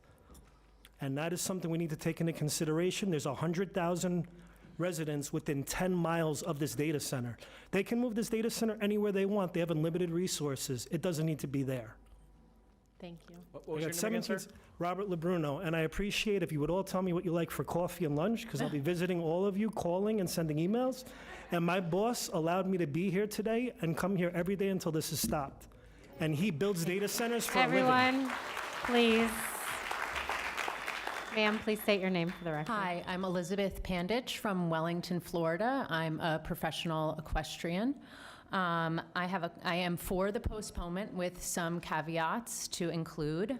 I urge you all, I have written to Ann Gerwig about upcoming HB 479 that's on the 2026 docket that could take away some home rule with regards to mitigating water quality, pollution, wetlands regulations, which is concerning to me that you guys might not be able to have oversight, and then it's more difficult for us as residents to go to Tallahassee than it is West Palm Beach. My other suggestion might be, I agree that we're going to definitely have more interested parties to attend these, and maybe we could have a bigger venue, and maybe it could be in after hours where it's not such a burden on people with school and work. I think that would show a lot of allegiance to your community. As far as the studies go, I'm concerned about the developer conducting those studies. It brings me back to Purdue Pharma, where they did their own studies on the safety of OxyContin, and look where that got us. Thank you very much. Thank you for your comments. Please state your name for the record. Kev from St. Hilaire. I'm an Arden resident, and I support the postponement of this. However, with all my other Arden residents, I strongly oppose this project, period. Thank you. Please state your name. Good morning, Commissioners. Matt Hernandez. I'm a third-year Palm Beach County resident, grew up in Loxahatchee, and then moved my family to Arden last couple of years after my time in service. In regards to the postponement, I support a pause. I don't think 181 days is sufficient for gathering of the information to conduct these studies and then have them reviewed. If you are to conduct the studies, I do ask that we make sure that they are done by independent organizations and not via RFPs from the applicant or their stakeholders. Thank you. Thank you for your comments. Please state your name. Mr. Brown. Yeah, most don't know me. Ben Brown, live in Arden. As far as the postponement, it's better than you guys voting yes on it today, but it just unfortunately follows the trend and the perception of how this entire thing has gone. You can claim you take applications from anybody who owns the land and wants to develop it, but the disclosures have not existed. The communication has not existed. That is unacceptable, and if that's not policy, it needs to be. Please limit your comments to This is about the proposal. So let me continue. So with Tango and all this stuff, it went through the planning and zoning. You guys had it on consent. It was going to slide in there. It is evident it was trying to be slid in there. So as we go through, we have a whole community here, many, many more watching who want to be here. We have prepared to give you the information. You claim you want to collect information because of this delay, yet you prevent us from giving you our perspective, our information. We have so many professionals in all these fields so that you can better educate yourself and then talk to the specialists in the Mr. Brown, studies. you're not talking about the postponement, and no one is trying to prevent anyone from sharing information. We are just saying this is not the appropriate time or day. This is about the how that happens to postponement. work in your favor to keep us quiet again. It is not about keeping it quiet. It is about giving a chance for everyone to be heard in a public setting. Please. Here it is. Here it commit is. to the postponement. Here's the public setting, and you're wasting more of my time. Can I please reserve like 20 more seconds that she just wasted? If you can speak to the postponement, I will give you 20 more seconds. Okay, with the postponement, since you are using it to look for the studies to be done, which I don't believe 60 days or even 180 days is going to be adequate for a facility this size that's proposed, you need to check CDC guidance, reach out to universities in the state of Florida who do studies. You're talking about who pays for those studies. There are, facilities and ability to get these studies done and consult with them. This needs to be stopped completely. You shouldn't have needed the postponement. You can do the research. You should have known it went this far. It should have been stopped today. And also, Commissioner Baxter, I hope you continue to be much more vocal as this continues and keep our community informed on what's going on. Governor DeSantis is fighting this, speaking this. He is having a press conference in West Palm Beach today, most likely addressing this. You guys may want to check with some state representatives and see what's going on. Thank you. All right, we have Jim Riley, Scott Wickel, Sue Loisel, and Megan Cavallari. Morning, thank you. I'll speak, I oppose the pause. Please, I can barely hear you. If you could speak into the mic and let I us. would have hoped that you would have a nay vote. What is your name for the record, sir? Jim Riley. Thank you. Arden resident. I would have hoped you would have had a nay vote on this. If not that, then a pause. But we'll go with this for now. I'll speak to your process. I was at the zoning committee meeting last week, I guess it was, and 2 of your zoning commissioners voted against pushing this forward. I looked back over the past year and I could not find another vote out of the zoning board that had 2 opposing. So I would have hoped that makes you all stand up and take a look at what we're doing here. Your report, which seems like it has a lot of boilerplate in it, I mean, I'll take public comment summary. At the time of publication, staff has received 1 contact from the public requesting clarification of the proposal with no objections to the application. I mean, is that a little tone deaf? So let's step back and do this the right way. Thank you. Thank you. Please state your name for the record. Hi. Thank you all for listening to us today. My name is Megan Cavalieri. I'm at 1161 Wandering Willow Way.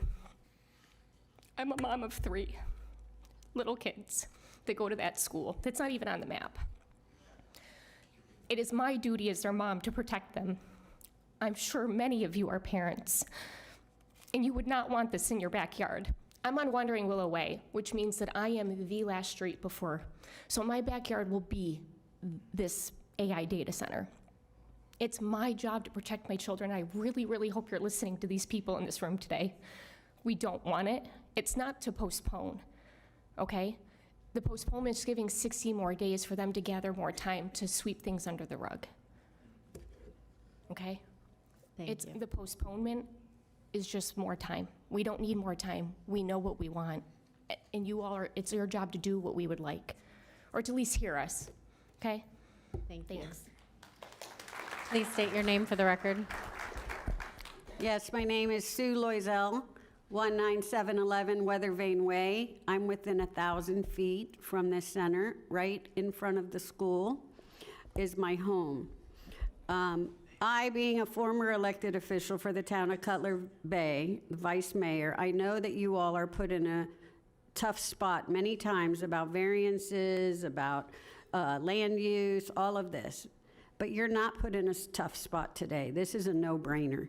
This is, the postponement is going to help you do your due diligence, which you should have done already before this was even brought to this chamber today. You should have done the work. You should have your staff go through, do the information. Yes, Ms. Baxter, our mayor, you stated that it's been over 10 years. It wasn't in existence 10 years ago. AI, the whole infrastructure, all of the ramifications of this. Look at Virginia. Look at all of the statistics, the data that's out there, your environment, your water, the humming, the sound, everything, the electricity. It's going to decimate West Palm Beach. Now, we know Oracle just bought Lion Country Safari, the owner of Oracle. Who's to say that the people inheriting that aren't going to put a data center there? We need to really pay attention to what is going on. You need to do your due diligence. You need to give us the answers that we need. You need to support your community and your constituents. You represent us. That is your job. You represent us, not the business sector. Yes, more money will come into the county, but we can get it other ways. Thank you for your time, and I support the postponement. Please state your name for the record. Hi, good morning. My name is Scott Weichel. I'm a resident of Arden, and I want to thank you guys for this. I do agree with the postponement, and I would hope that during that time, in addition to the study about noise, that a study is completed about the impact of an AI data center, hyper AI data center, on health, a study completed on what is the impact on the environment, wildlife, and our local delicate ecosystem, a study on the impact of a hyper AI data center on young people trying to learn when their school is adjacent to this center, and a study on the impact to our water supply and power grid. Once you have gotten the information from all of those studies, I'd like you guys then to imagine you live in Arden when you're reviewing that information. And I think that the only acceptable answer to any of those studies is that there is no impact on health. There is no impact on the environment, wildlife, and the local delicate ecosystem. That there is no impact on our young people trying to learn, and that there is no impact on the water supply and power grid. If there's any impact at all, that's too much. So thank you for your time. Thank you. I have Ricia Denton, Janice Ridenour, Shannon Holden, and Julie Germano. Hi, Once again, we got 2 podiums. Janice Ridenour. I'm an Arden resident. I oppose this postponement, especially since it was, you were willing to fast track it under our noses. So now's as good a time as any to address it. It's not our fault that the presenter was not prepared with their information.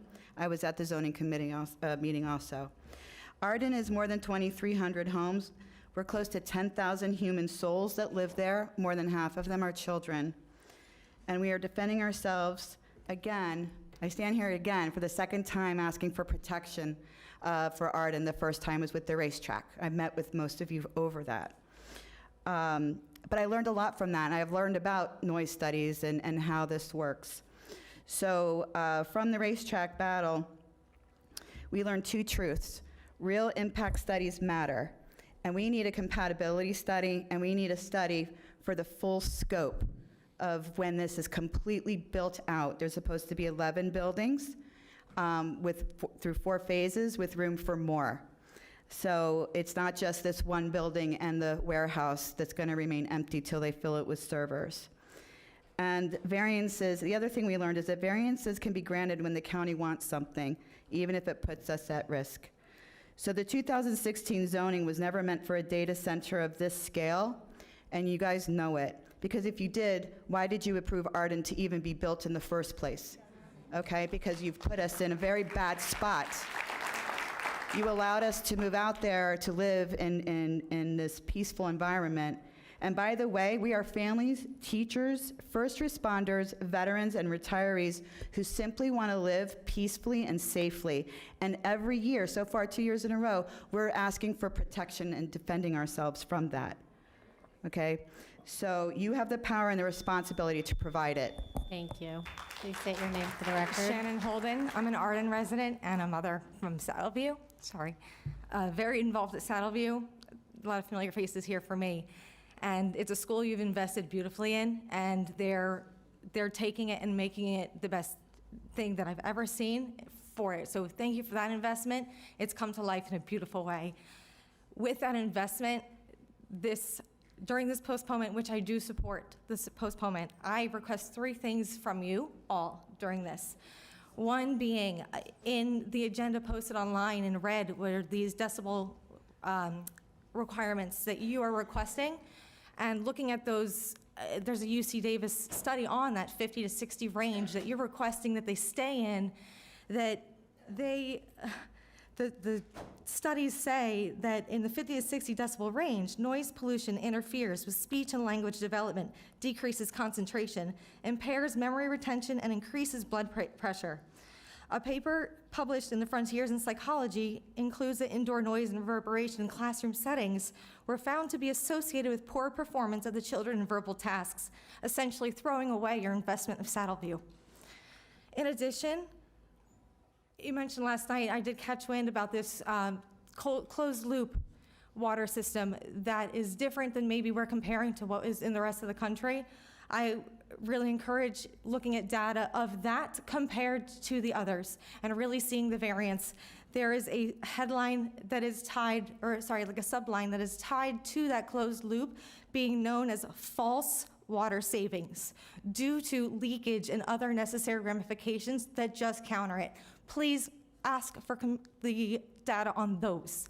So the full picture, not what it offers, but what happens when it's not working. Finally, I just ask that all of you sitting here representing us reflect in yourselves. I'll give you, just wrap it up quickly, please. Just reflect on what is happening nationally. Port St. Lucie, Arizona, they squashed it for a reason. Nationally, legislation's coming into place for a reason. Reflect before you decide. Thank you so much.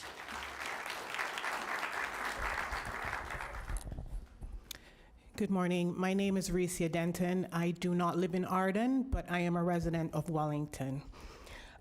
We appreciate the postponement. However, a delay is not protection unless it is used for a full, transparent review process. We're requesting formal action, not simply a future vote. We request the postponement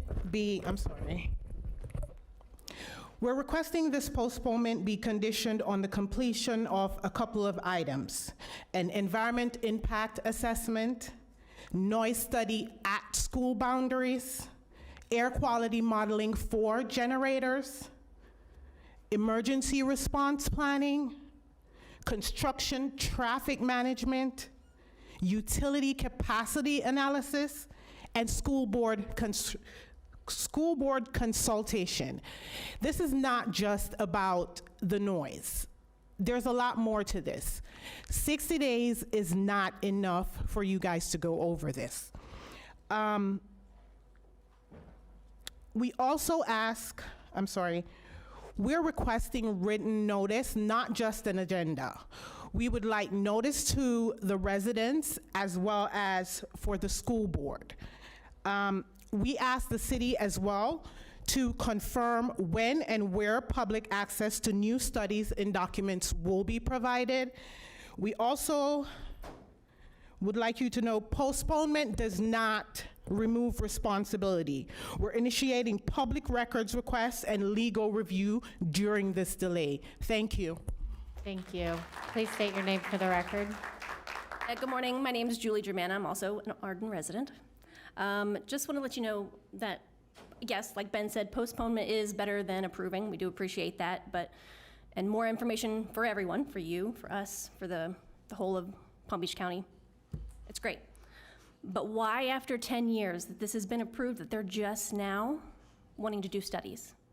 They're wanting to be transparent and honest now. Why now? Why now? Why wouldn't you do this before? That just blows my mind that we wouldn't have all this information before it comes to a consent agenda. I mean, it's crazy to me. But anyhow, I digress. Everybody knows in this room what's right, what's wrong. We know what the community wants. Postponement is better than saying yes, but no is the right thing to do. Thank you. Thank you for your comments.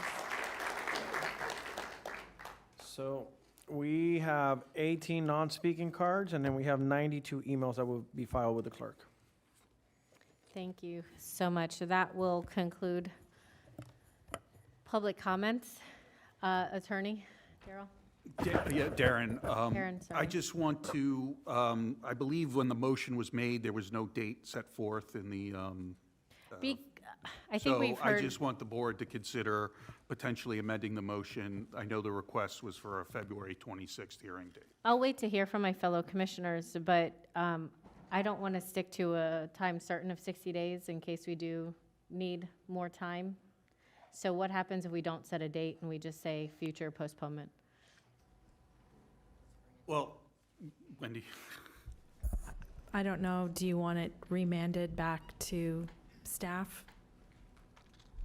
If you remand it back to staff, then it'll run its course, and then it will be rescheduled for a hearing at the time of that, whenever we recertify it and address the issues raised here by the board.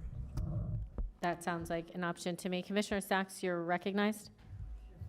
Thank you. I think now we're discussing the date that we're going to come back on this. And I think that what we need to look at, and I'm looking at the attorney too here, Sir Lester, is that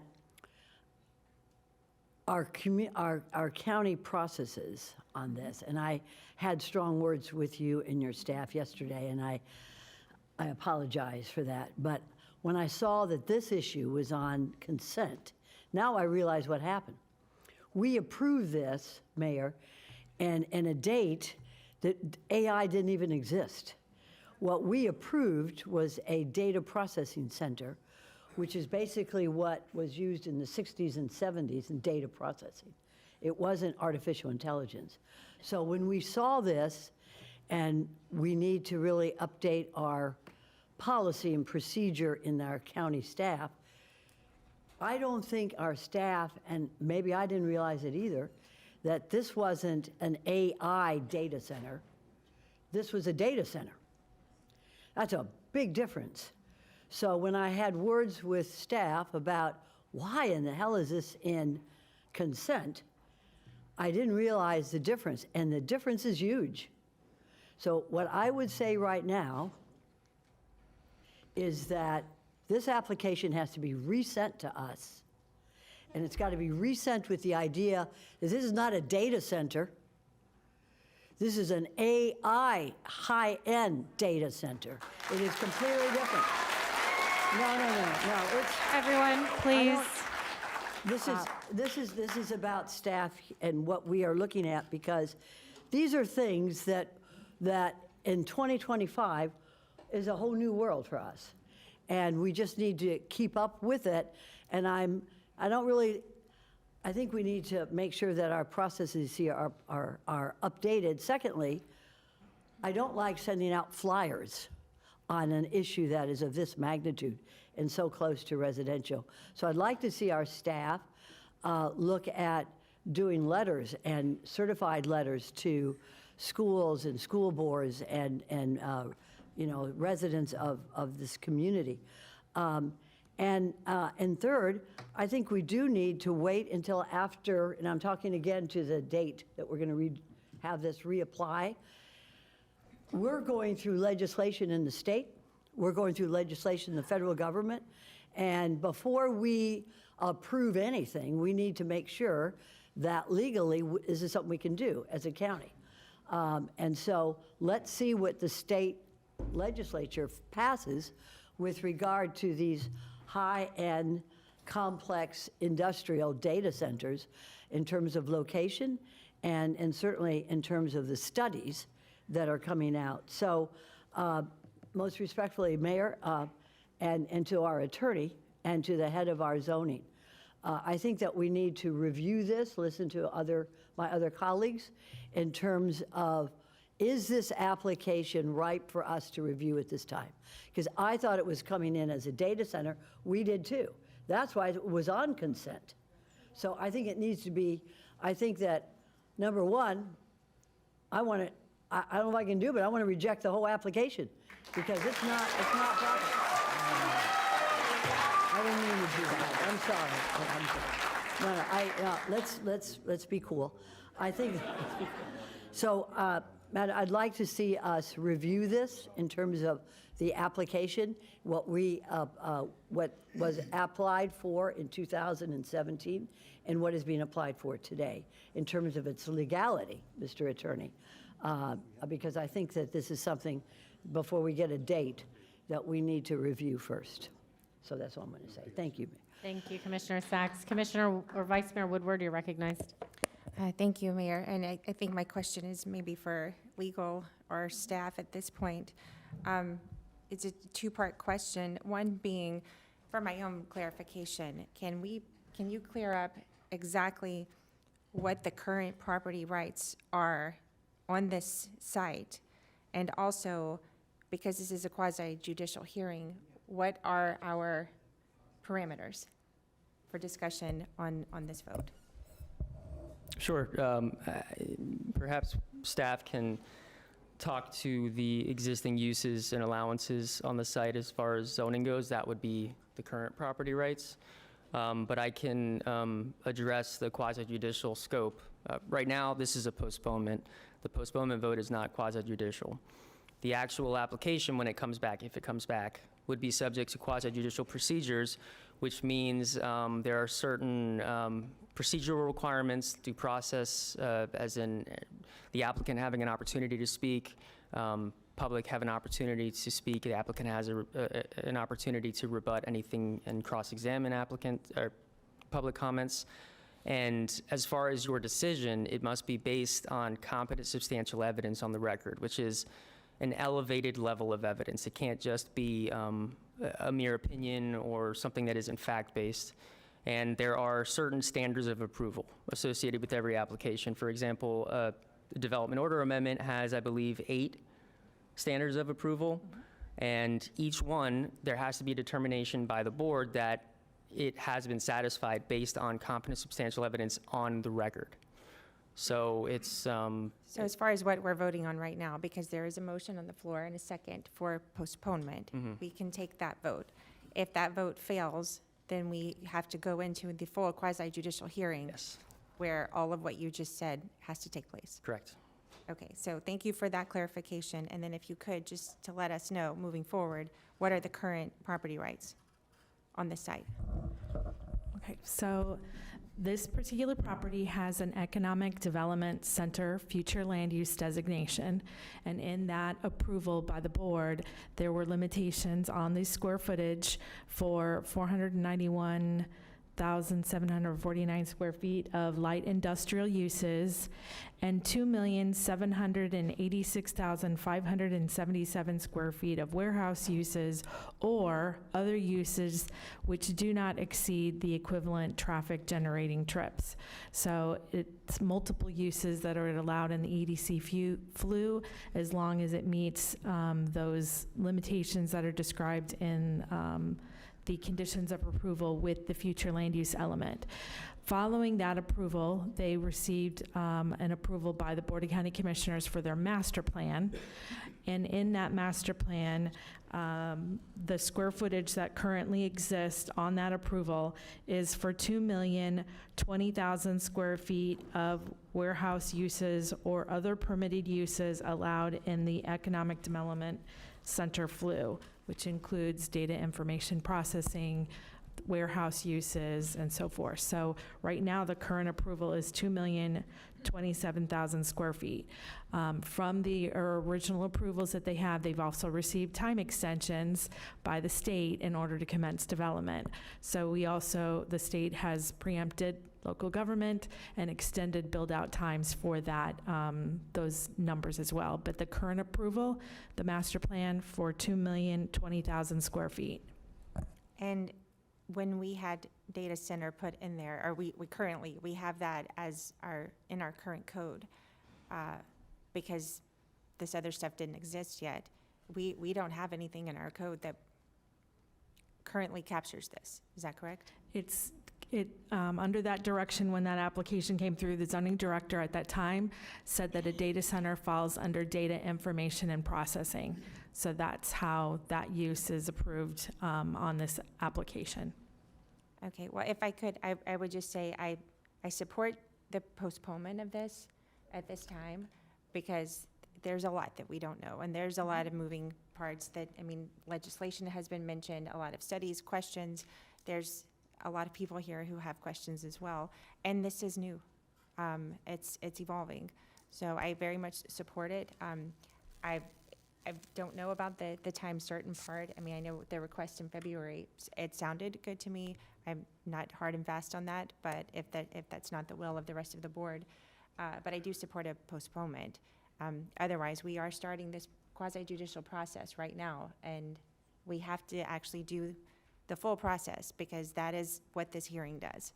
So if we don't postpone now, I just wanted to let everyone know, if we don't postpone, we are starting this full process, and we will do what we are supposed to do if that's what's voted on. So thank you. Right, and just to clarify, yeah, if there was no postponement, you would just go into the normal hearing process as if this whole postponement discussion hadn't happened. Commissioner Weiss, you're recognized. Yeah, I want to go back to legal counsel on this and regarding the dates. So we have an application in front of us. It's been certified. And I believe earlier in the conversation you mentioned they're entitled to be heard within 180 days of the certification of the application, and that would make it April. Yes. The statute says that a decision has to be rendered within 180 days unless there's an agreement by both parties to extend beyond that. The 180 days for this application is our April hearing. Okay. So if you wanted to extend beyond that, the applicant would have to be in agreement. Okay. All right. Well, I am supporting of this postponement. It's something actually I had brought up to the applicant last week. But also understanding too that they do have currently rights to develop their property, and the data center is certainly not going to, that use would not trigger traffic impacts. As we know, they have very low traffic impacts, so there's already a couple million square feet of opportunity for them to develop today. So I think having a postponement to provide both the community, which I think is very important. I understand your frustration. I think we've always prided ourselves on transparency. On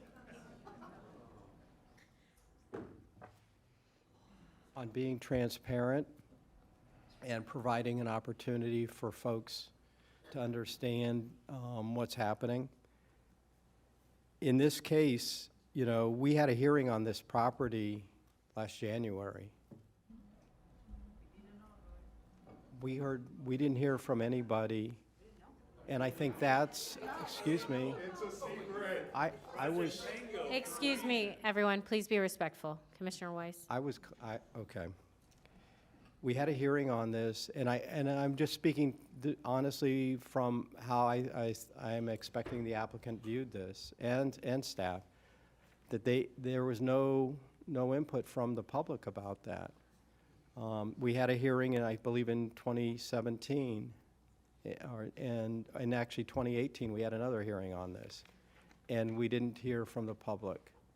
So I think there was. Excuse me, please stop. He is only stating facts. He is not stating what you knew, what you didn't know. We are Well, deputies, please. I'm just trying to explain why it ended up the way it did. There were comments that were made earlier as to how, you know, that this was trying to be snuck through. Nobody was trying to sneak this through. It was, the facts are that nobody had ever spoken up about this. And I understand that people didn't realize that that was what was approved next door. I understand that, but nobody was trying to sneak anything over anybody, and once you all started to, you know, communicate with us, we started communicating with the applicant. At least I did. I can't speak for my colleagues, but I assume they were too. So I just wanted to get that out there. So I think it's better that we get all the information out on the table and understand, you know, what the impacts are proposed to be, and from there we can make a decision. Commissioner Flores, you're recognized. I'd like to call for a vote.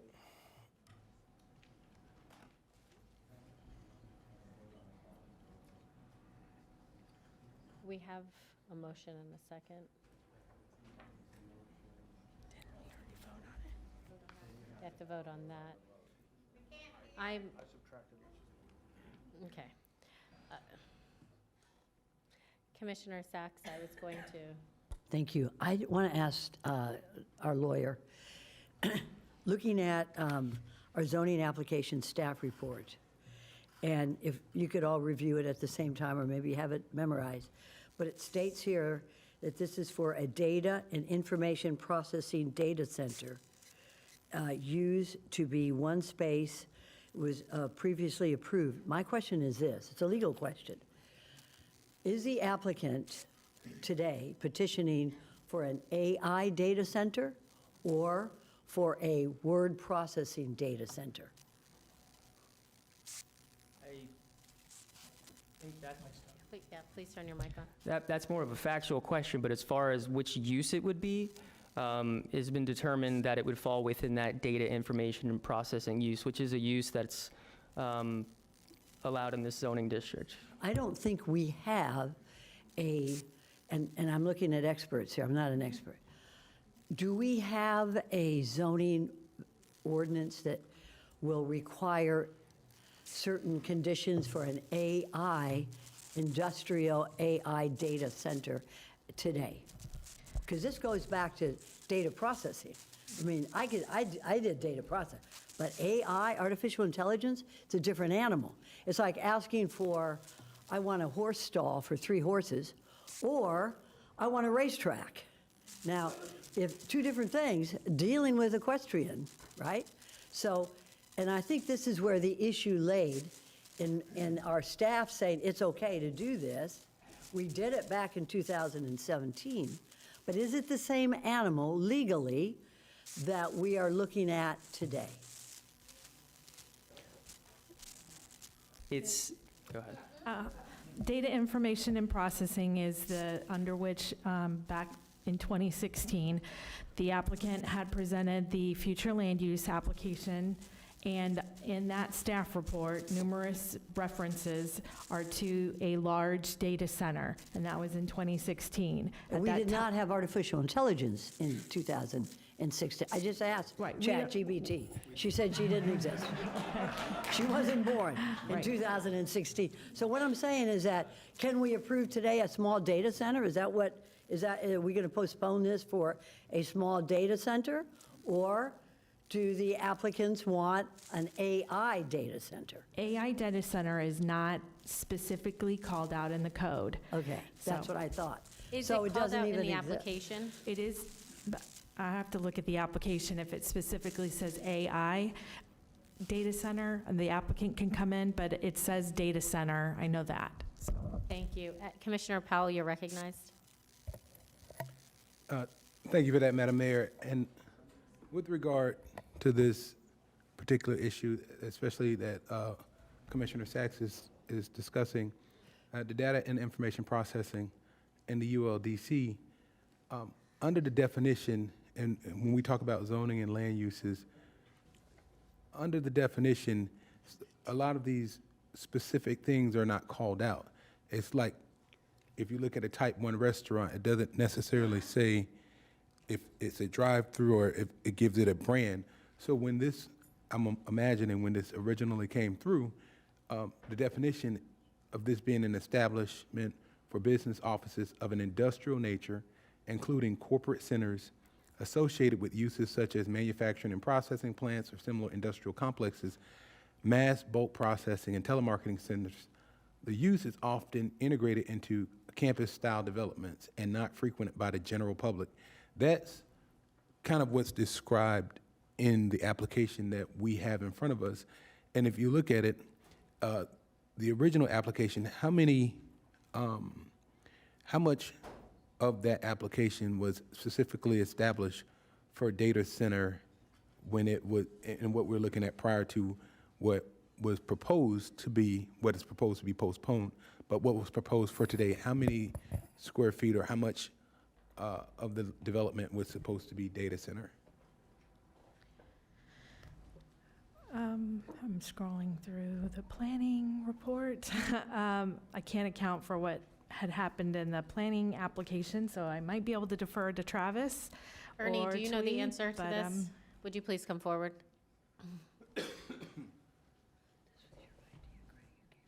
I do.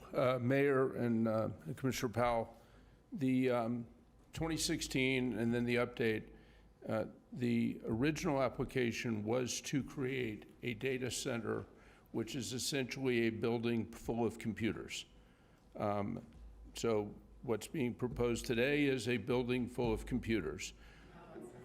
Please be quiet and respectful. Continue.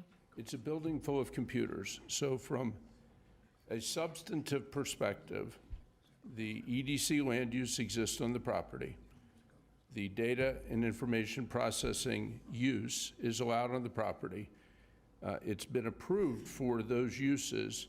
There's currently 200,000 square feet of data and information processing approved. There's currently 1.2 million square feet of warehouse approved by site plan.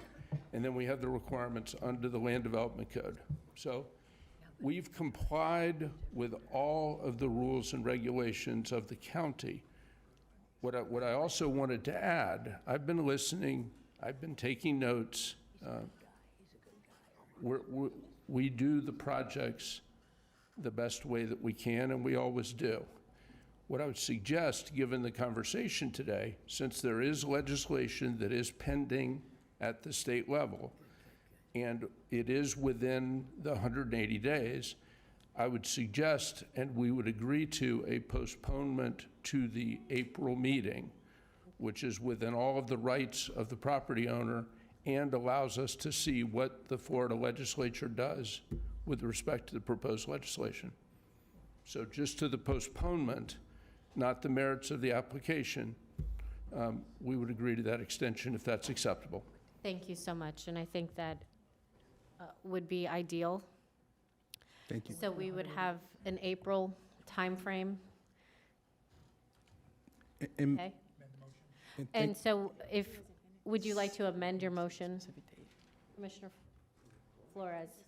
Oh, it was yours? I gave, Vice Mayor Woodward, would you amend your motion? I'd like to finish I'm sorry, Commissioner Powell, please that proceed. thought.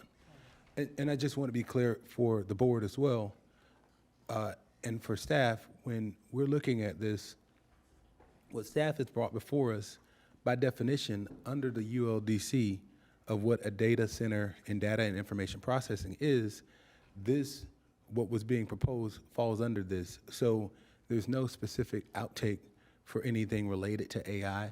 What staff looked at is what falls under this specific category and the ULDC and the Unified Land Development Code, which falls under data and information processing. There's no, and it also has a carve-out that says that this term does not include such uses as business or professional offices, computer-related retail sales establishments, and personal services in medical offices or medical or dental offices. It's specifically the language that's in the ULDC is specifically designed, I think, to encapsulate the idea of what, if we were doing a data center, would be in here. So it's not like staff is doing anything or the board is doing anything to confuse anybody or look at something that's not there. This is, by definition, the category that it would fall under. So I just wanted to make sure that we put that on the record and we're clear so that when I hear people say things like transparency, this is, unfortunately, this is as transparent as it gets, and it's under the code that we have before us today. Thank you, Madam Mayor. Thank you, Commissioner Powell. Did you want me to amend my? If you would, please. I would amend my motion to postponing to the April zoning meeting. April 23rd, April 23rd. 2026. Correct. April And 23rd, 2026. Do you agree to second that still, Commissioner Flores? Commissioner Weiss has the second, and we're not voting yet. Commissioner Sacks? Yeah, I just want to be sure, that was a good point. We are now going to be voting on an application that is exactly what it was On the when we saw it postponement on of the an record, which is application. a data center, and not an AI data center, but exactly what we reviewed that is in the formal application and given to all 7 of us. And thank you for bringing that up, Commissioner Powell. So it is not, if they want an AI data center, they'll have to reapply in a new application. That is, Wendy, No, that's not Please what I'm saying. correct the Okay, so record. I'm sorry. I'm looking at our formal application to the board. And it says, and I'll read it. I'll read it into the record. It says the proposed request include a development order amendment to modify and aimed at phasing of development and type 2 variants to reduce the number of parking spaces for the Data and Information Processing Center, parens, data center. Commissioner Sacks, we're Yeah. not voting on the application today. We're only voting on the postponement of this. Postponement of this application. Of this application. Perfect, that's all I wanted to know. Thank you for Thank- bringing that up. I appreciate it. Thank you. Thank you. I am going to wrap up with my comments. I strongly, strongly believe my number one job being here is to absolutely represent residents and my residents in my district. And that is number one above anything else. And I stand by that firmly. I fight for my residents. I always want to hear what they have to say. I do plan to have a meeting, a town hall meeting, to hear what everyone individually has to say. And with that being said, I do want the applicant to also hear what is being said today. I absolutely want the sound study done. I absolutely want a source of information that I feel comfortable enough. I have small children. I have a 7-year-old and a 10-year-old. I would absolutely want to make sure nothing being built would be impactful to them. I do want to make sure that the safety concerns are addressed, because as the information I have today, I don't like it. So this postponement is an opportunity to get more information.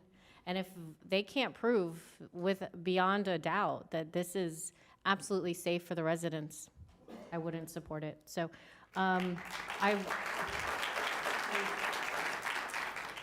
just so you know what I'm thinking, but I do hope to see everyone I do want to get more information. I absolutely want you to be heard. We are always available. I also would like to just say there are processes. We are never intentionally trying to slide something through, undermine anything. I can understand how it feels that way. I have felt that way.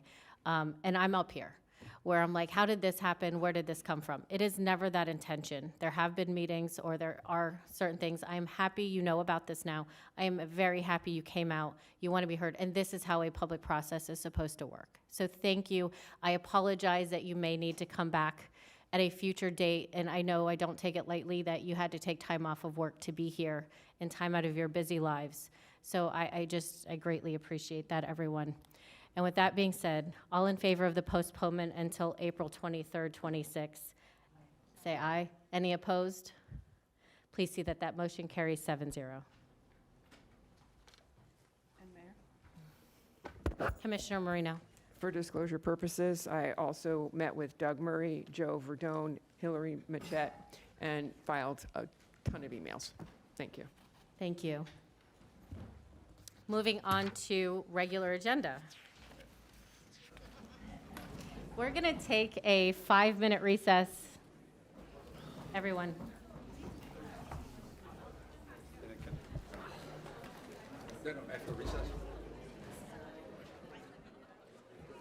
Oh, my knee is killing me.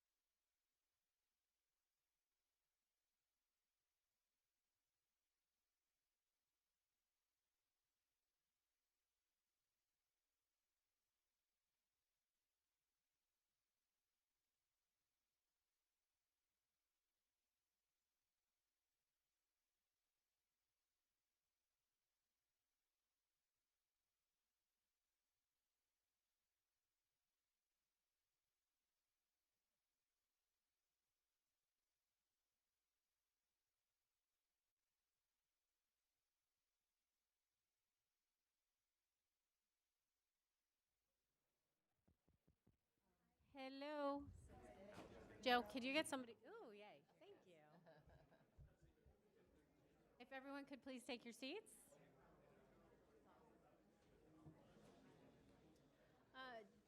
Dave, Zita, yeah. Hi. Sasha, would you coordinate, please?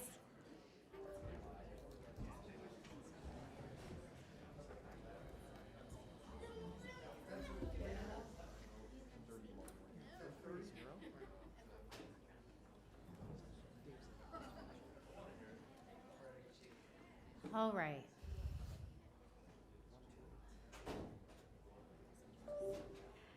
Good morning again. We are going to get started. Is Mr. Rudder still here? He was leaving through the restroom line when I saw him. Okay. Well, he will have to catch up. Please proceed. We are, and forgive me, it's been a morning, on item number 7. Please proceed, Administrator Abruzzo. Thank you, Madam Mayor. This was, I appreciate the courtesy to finish administrator comments from the board meeting yesterday due to our time running out. First and foremost to the board, as you heard from administration, we have, Hold your mic closer. as you have always heard from administration, we stand willing, ready, and able to work with our state partners. We welcome Doge with open arms on my first day here. We've been working in a collaborative manner, sharing information back and forth, been in direct contact with the director of Doge multiple times. I believe that they are very pleased with the way that we've been working. Doge, when they come in and do an audit, I believe whenever they furnish that report, will have specific items. I asked to address you this morning due to the fact that as we heard the CFO's comments last week and the $344 million figure that was thrown out, Sherry and I got together. We worked very hard looking at our budget, looking at those numbers. I personally believe that they're fictitious in many respects, but it got us concerned about if the state does impose that on us, plus what is pending in Tallahassee and our liquidity, and able to run county departments, pay county bills, continue the process. From my experience as clerk and comptroller for nearly 5 years, I have a good sense of the flow of our cash flow for the county, and it begged to differ, as you have made us proudly the world investor in Israel bonds, #1 in the world. Unfortunately, that investment is locked up for 2-year durations, and they're non-redeemable. So you all just raised the cap, where we would potentially have over $1 billion locked up, not able to recall that in a doomsday scenario if 201 passes or if the CFO's wishes are demanded on us from Tallahassee. With that, I asked Sherry late last week to communicate with the clerk's office, which we are in contact. We're going to be sitting down with them and working through it, but we need to have a certain level of liquidity. Now, I will tell you, of course, we could go into short-term durations, 6 months, year. Also, there's long-term products, our money market accounts, our CDs. Even though we could get great interest rates on them, we get a small penalty the juice is worth the squeeze in that because the interest rates are in good shape. But that's not for us to say. That's the clerk's responsibility. But we did have to inform them that we need liquidity. So what I'm conveying to you is that with the CFO's comments and other things pending, our standing as the #1 investor in the world in Israel bonds is at risk. Thank you, Madam Mayor, and I'm here for any questions. I have a question. Yes. So should it proceed forward and should something of a larger magnitude go forward, you're saying it would impact our ability to invest in Israeli bonds? What I'm saying, Madam Mayor, is that, for instance, if House Bill 201 passed and 90% of the board's budget was eliminated, and that is not being disputed by the chair of the committee who addressed us, we would need liquidity. We would have to figure out in a short term how we're going to fund operations of our government. And we may have to dip into our reserves, which is another issue because that also puts our AAA bond rating at risk. I do not see who was up first, so I'm going to go with Vice Mayor Woodward, Commissioner Weiss, and then Commissioner Sacks. Thank you, Madam Mayor. A couple of questions. I know that these bonds that we hold bonds right now. When are they maturing, and what is the cycle for when we would be, before last week's press conference, when would we be making the next purchase? Excellent question, Commissioner. We actually have a $135 million purchase that is coming up. I believe it's within a month. But between now and February, the majority of the Israel bonds will be maturing. So It's February in 3 months, or 2 months? Yes. Okay. When I was clerk, I purchased the bonds between October 8th, the day after the horrific attack, all the way through February. So we did buy some 3 years, but they're mainly majority in 2 years. So we're going to see maturity phase out starting now. Okay. And you said it was $1 billion. How much of that would actually be liquid for our purposes? So I believe we're currently at $745 million. We raised the cap, the board, you all raised the cap for a temporary raise, which goes through February, which with the threshold, the board, the clerk would be able to invest $1 billion into Israel bonds. And we're just saying, wait a minute, we may need liquidity. We have to see what occurs in Tallahassee, and we have to see what occurs from the CFO's comments. Okay. Well, thank you for bringing this to our attention. I mean, February is, we're right in the thick of all of this, and I think it is quite concerning for us to, because it's a minimum of 2 years? Yes. To do those purchases? It is. Okay. Thank you for bringing this to our attention. Thank you. Commissioner Weiss, you're recognized. Thank you, and thank you, Administrator Abruzzo. Couple of things. And you did mention this, that having to lower our reserves, of course, would impact the cost of borrowing money. But if something like that were to happen, that would not go into, if it was on the ballot in '26, it would then become law, I would assume, in '27, and would impact, so potentially impact budget of '27 or '28, correct? Correct. So, and we collect in arrears. So I mean, I understand the concern, but I think we have the room within that period of time, because again, these bonds are only a portion of our portfolio, about 15%. The rest of our portfolio is in other instruments that are more liquid.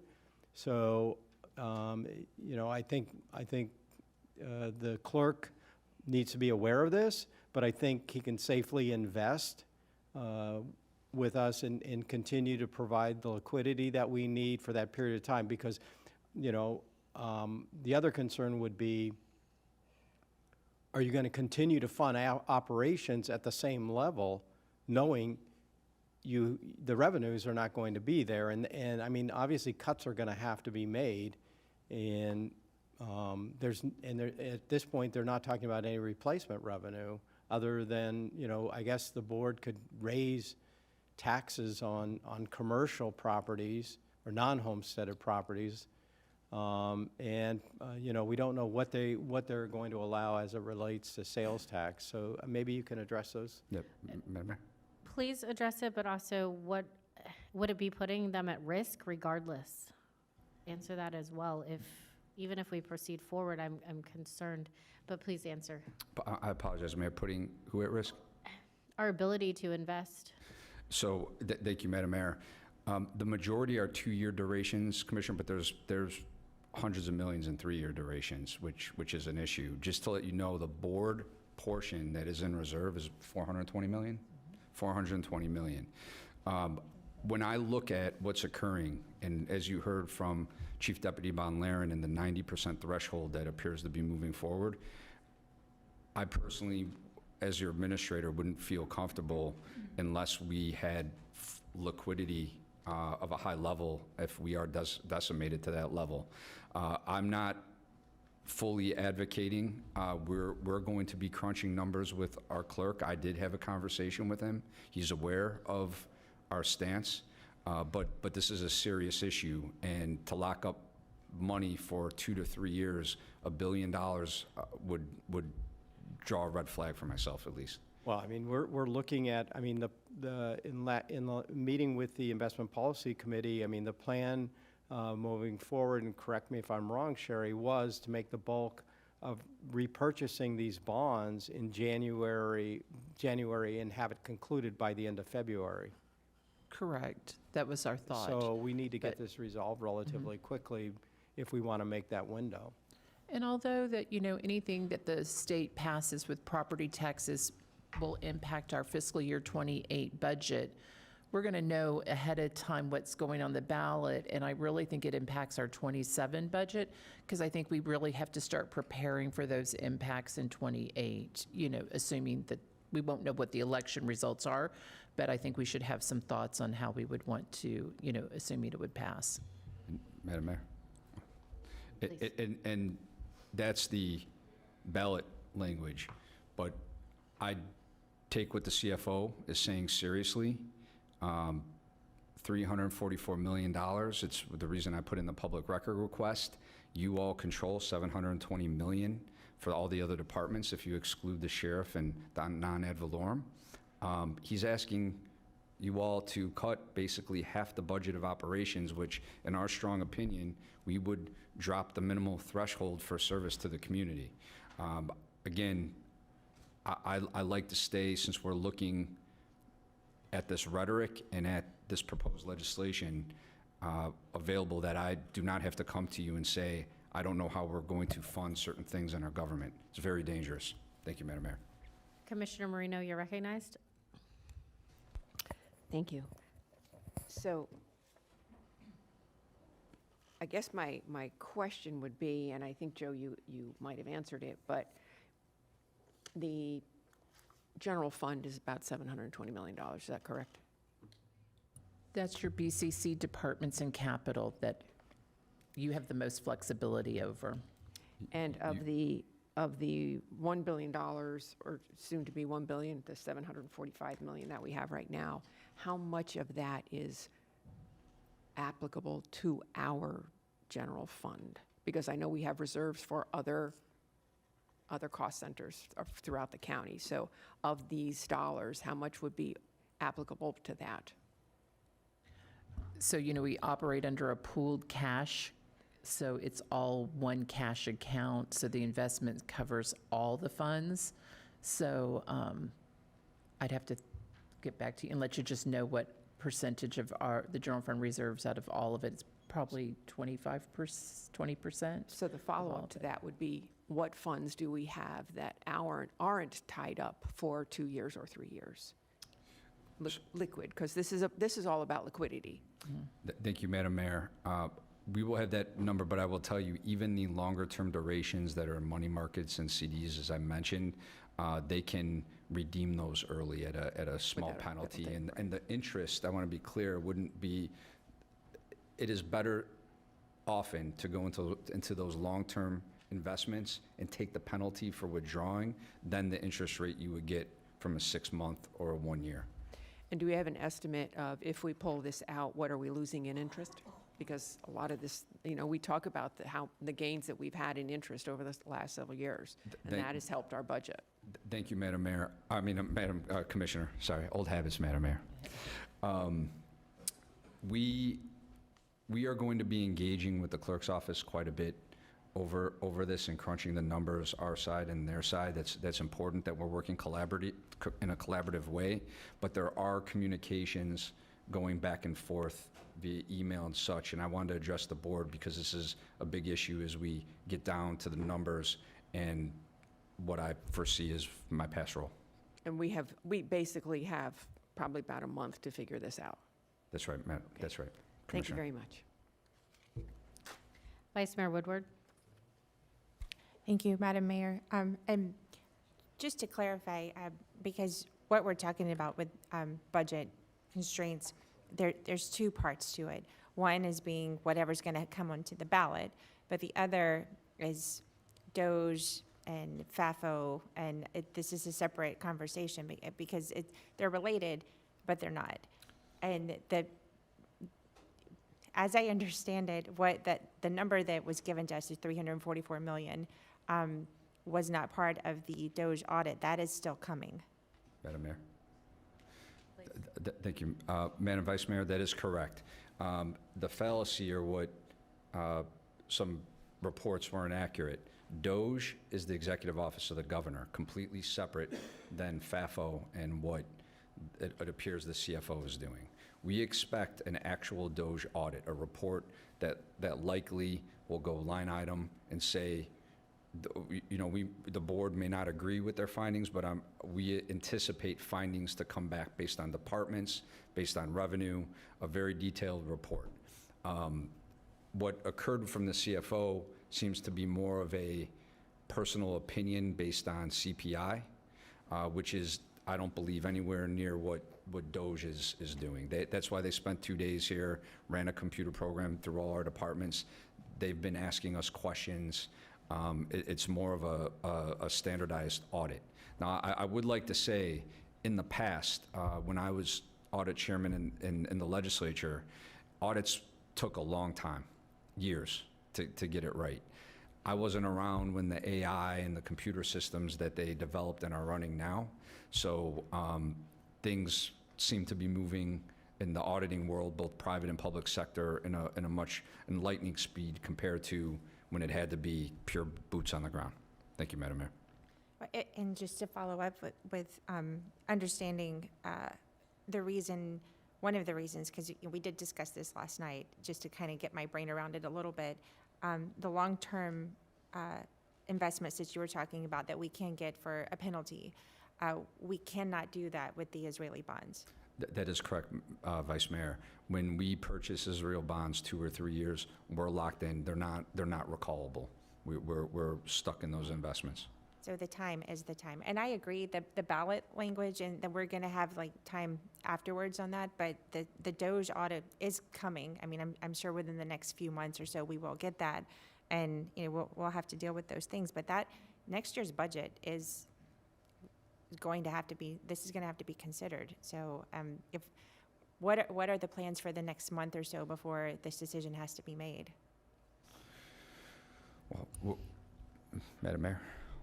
Please, go ahead. Thank you. And just so you know, whenever Commissioner or Vice Mayor asks a question, you don't need me to recognize you. As Senator Powell and Senator Sachs knows, we always go through this here. So we just started our budget process, and we're working together. So we're going to have Plan A, B, C, and D. First and foremost, I did ask, as I mentioned to the board, the departments to put in 5, 10, 15, and 20 cuts to their respective departments. So the directors are looking at those scenarios, and we'll be proposing them to Sherry and I'll say at management level administration. So we're crunching the numbers. I will tell you, it is my prerogative that I will present from administration several options to the board, from both status quo to tax reductions. And that's our plan. Okay, and just a final question, in your time as clerk, how much did the purchase of those bonds really generate for our taxpayers' money? Tremendous. To put it in perspective, when I became clerk in 2001, the entire investment portfolio, 100% of the portfolio that had just $5 million at the time invested in Israel bonds, the entire portfolio was generating $27 million a year.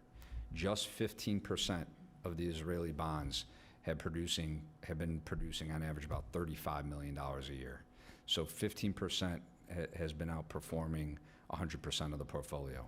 That said, even though that's, I would submit our top return, all of the other, we divested out of the majority of our product in 2000 through 2001 through 2002 and went into different holdings. and manage the money different. We have an incredible treasurer at the county in Felicia Landerman. And we, the entire portfolio went up to over $250 million, highest return in the entire state. Both, that's not only per capita, just in general return. Sat down with the county administrator of Broward. She wanted to know how the heck we did it. So we are going to return a sound investment, in my strong opinion, if Felicia and Clerk Caruso and the team keeps everything moving forward in our non-Israeli bond portfolio as well. We should still hit, likely hundreds of millions of dollars in investment return. So that is the good news in this. But again, Israel bonds is generally our top performer. Madam Mayor? Yes. Sorry. Vice Mayor, when you lock into non-recallables, they always pay a premium because you're held in that position. Thank you. Commissioner Flores, you're recognized.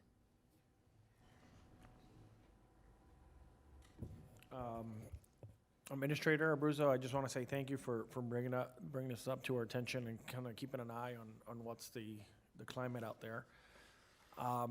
Unfortunately, this is sad that we're having to start thinking about how we're going to manage our budget 3 years down the road. But I appreciate you having the foresight to look ahead, to see how this could possibly impact us. I think that having liquidity is extremely important as we navigate forward. And not being able to renew these investments in the portfolio in the manner that we were will affect us. It's going to affect us next year because we're not going to be generating the interest that we were generating. So this is up for people to start listening and hearing some of the things that are coming down. It's affecting us. It's affecting our ability to be able to collect interest, to be able to plan properly. And it's a sad day. So thank you for having the foresight and keeping an eye on this. And I look forward for you to bringing some actionable items so that we can start making some of these changes. Thank you. Thank you. Please. I appreciate your comments, Commissioner, and I would say the rhetoric we have to prepare for. We take it seriously, so words have consequences, and there were some pretty strong words thrown our way. So as a Coast Guard veteran, Semper Paratus, as you heard me say, always ready. I'm just trying to be prepared from all angles. Thank you. Commissioner Sacks, you're recognized. I want to thank you so much, both of you, for, first of all, Administrator Abruzzo, for investing in Israel, especially on October 8th. If ever they needed us, that was the date. And it's a good investment. The returns are profitable for the people of this county. Secondly, I want to thank you for your response to the CFO of the state when he came here 10 days ago about $344 million in excess without any statistics. I'm sure it's difficult for you and for our budget staff to review this, to respond to it, other than to say, give us the statistics, we'll sit down and talk with you, and I appreciate your response to that. And third, thank you both for getting us prepared for what may be an eventuality that we need to be ready for. I appreciate it. Thank you. Thank you. That's all for comments. Thank you so much for keeping us updated and informed so we can prepare for the future. Thank you. Thank you, Madam Mayor. Thank you. Board. We are going to item 9.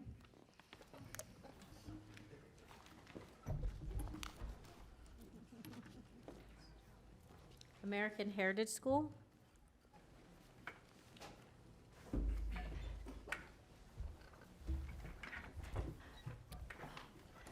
Darren? Yes? Would it be appropriate to start with the applicant or staff presentation? We usually start with the applicant, right? We start with the applicant, but would you like to do disclosures on this Yeah. first? Yes, let's do disclosures first, starting with Commissioner Marino.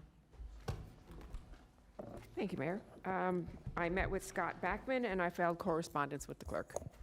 Thank you so much. Commissioner Powell? Thank you. I had verbal correspondence with Joni Brinkman and Scott Backman. Vice Mayor Woodward? Thank you, Madam Mayor. I had verbal communications with Scott Backman and email correspondence filed with the clerk. I've had emails filed with the clerk, and I've met with Scott Backman as well. No site visit. Commissioner Flores? I've had written communications with Kelly Quinn. They've been filed with the clerk. I technically had a meeting scheduled, but it got canceled, so I did not have any verbal or site visits. Commissioner Sacks?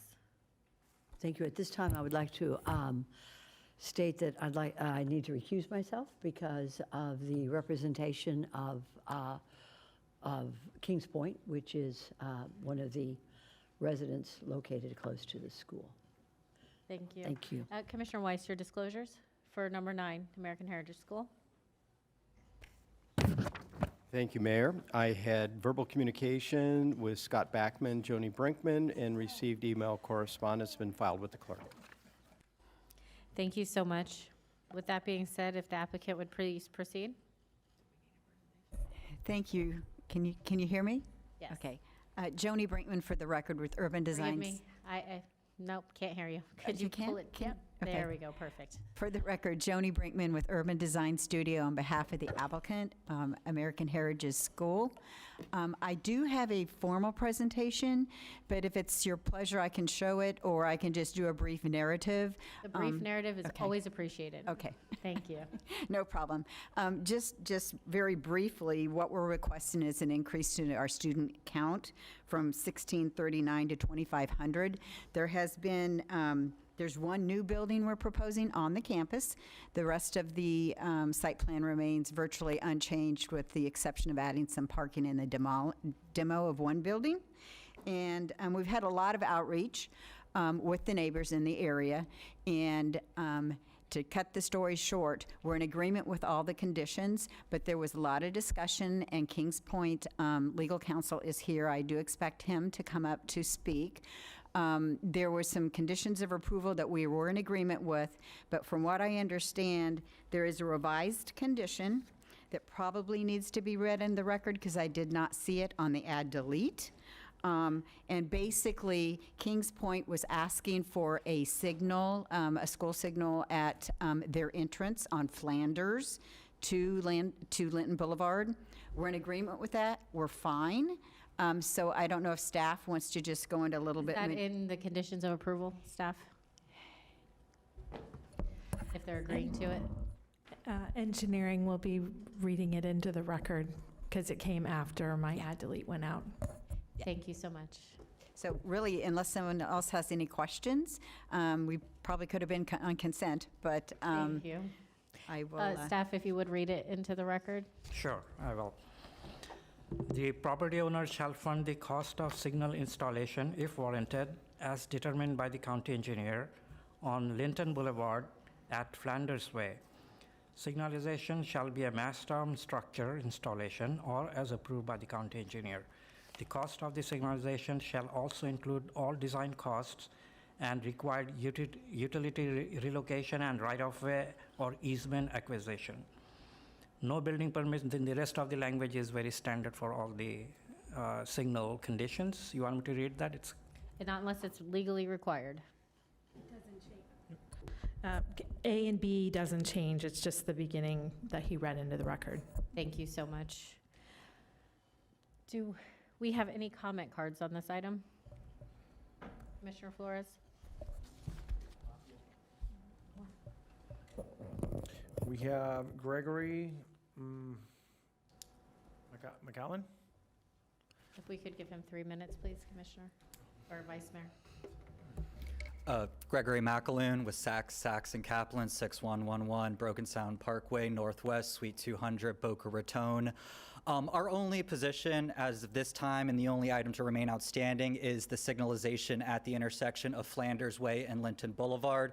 With that being incorporated, we do not oppose this. We've worked long and hard with the applicant to incorporate additional conditions. The only thing I'd like to mention is that And just for clarification purposes, we're not requesting a school zone. We're requesting the light at that location to be in operation during peak school hours, to be manned by a PBSO sheriff. At all other times, it can remain in the green or blinking position with it. We're not looking for a school zone. We're simply looking to discourage conflict at that intersection so residents of Kings Point can adequately make the right turn out and then make a U-turn accordingly with it. So as long as the Flanders Way light is incorporated and so long as it is in conformance with the items that I just described, we do not oppose this application, and we appreciate the applicant and the city for their efforts in making this happen. Thank you. Thank you so much. Staff, we cannot require a PBSO person to man a light. No. We cannot require it in a condition of approval. It'd have to be a private But we can agreement. just make sure the light is there. Yes. Thank you. I just want to make sure that's clear. I will entertain a motion to approve item number 9. So moved. I have a motion by Commissioner Marino, a second by Commissioner Weiss. All in favor, say aye. Any opposed? So please see that that motion carries 7-0. 6-0, excuse me. We're missing one. Item number 10, the Green Market. No disclosures are required on this one. No disclosures are required. We do have an amended motion. This has been before the board a couple times now, so this is for final adoption for the Green Market Ordinance of the ULDC changes. Thank you so much. Do we have an applicant No. here today on this? No, this No, is staff. staff. If you would like to give us a Motion to very approve? brief narrative? No. No one needs one. No, okay. I will entertain a motion. Commissioner Marino has made the motion. Do I have a second? Vice Mayor Woodward, all in favor? Any opposed? Please see that that motion carries 6-0. On to number 11. Okay. The next item, item number 11, is a freestanding emergency department. It's a privately proposed revision to the ULDC, so there is an applicant. This was before the board for Phase 1, in which the board agreed to initiate. In this request, we are proposing to modify the ULDC to incorporate freestanding emergency departments under medical dental office category. We've included definitions that are consistent with the Florida statutes. And so with this, we're having two motions, one to allow it at 9:30 a.m. at our regular time, and the second to approve request for permission to advertise on January 25th. So I don't know if the applicant wants to add anything in addition to what's in our staff report. There are no disclosures required on this. I will entertain a motion by Commissioner Flores made the motion, a second by Vice Mayor Woodward. All in favor? Any opposed? See that that motion carries 6-0. Item number 12. Item number 12 is for our planning division, and they will be doing a presentation on a follow-up as it relates to workforce housing.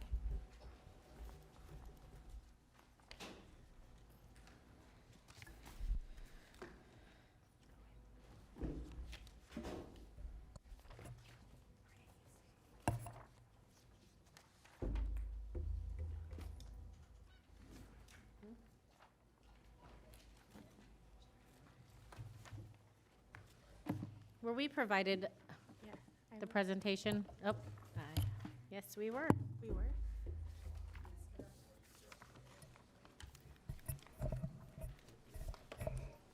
Thank you. Under.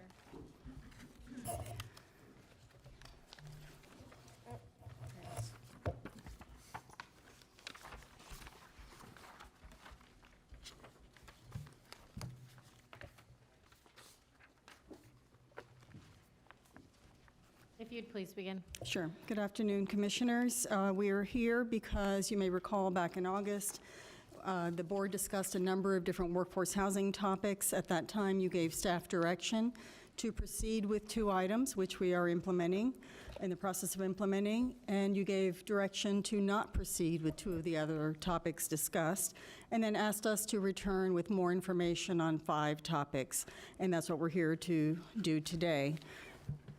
I will also mention that after that discussion in August, I believe it was at the end of October, the board also requested information on history and background on the exchange option of the workforce housing program, as well as the in lieu fee option. And we have provided that information as part of this packet in attachment B.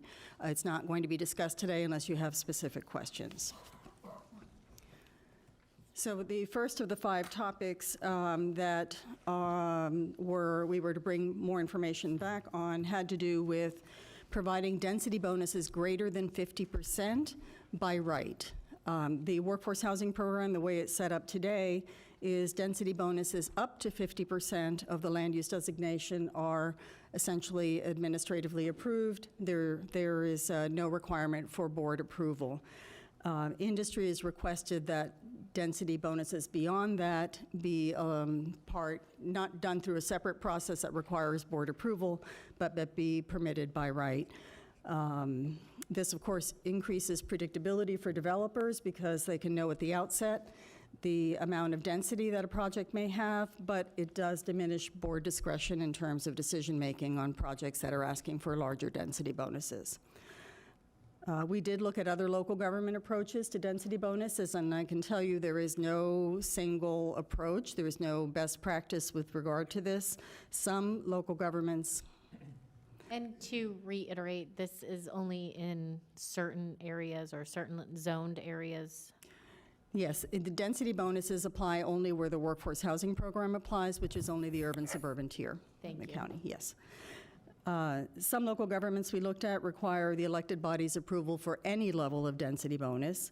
Others apply a criterion or a formula that makes the density bonus more predictable, but they have higher and higher exactions of workforce housing as you get higher density bonuses.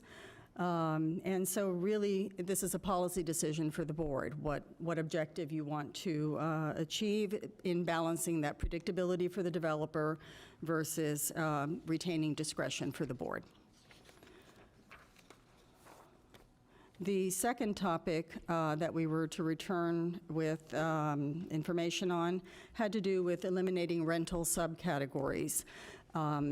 You'll recall some of the history. Prior to 2019, the county used brackets that were 20 percentage points. So, for example, the low category goes from 60 to 80% of area median income. The moderate one goes from 80 to 100, and so on. But in 2019, when other changes were being made to the workforce housing program, we were also getting lots of complaints from tenants that were seeing their rents jump at renewal, still compliant, but jumping hundreds of dollars. And so the determination was made as part of those changes in 2019 to split that 20% bracket and have subcategories so that tenants in the lower part could have a rent that was better aligned with that, and in the higher part better aligned with that.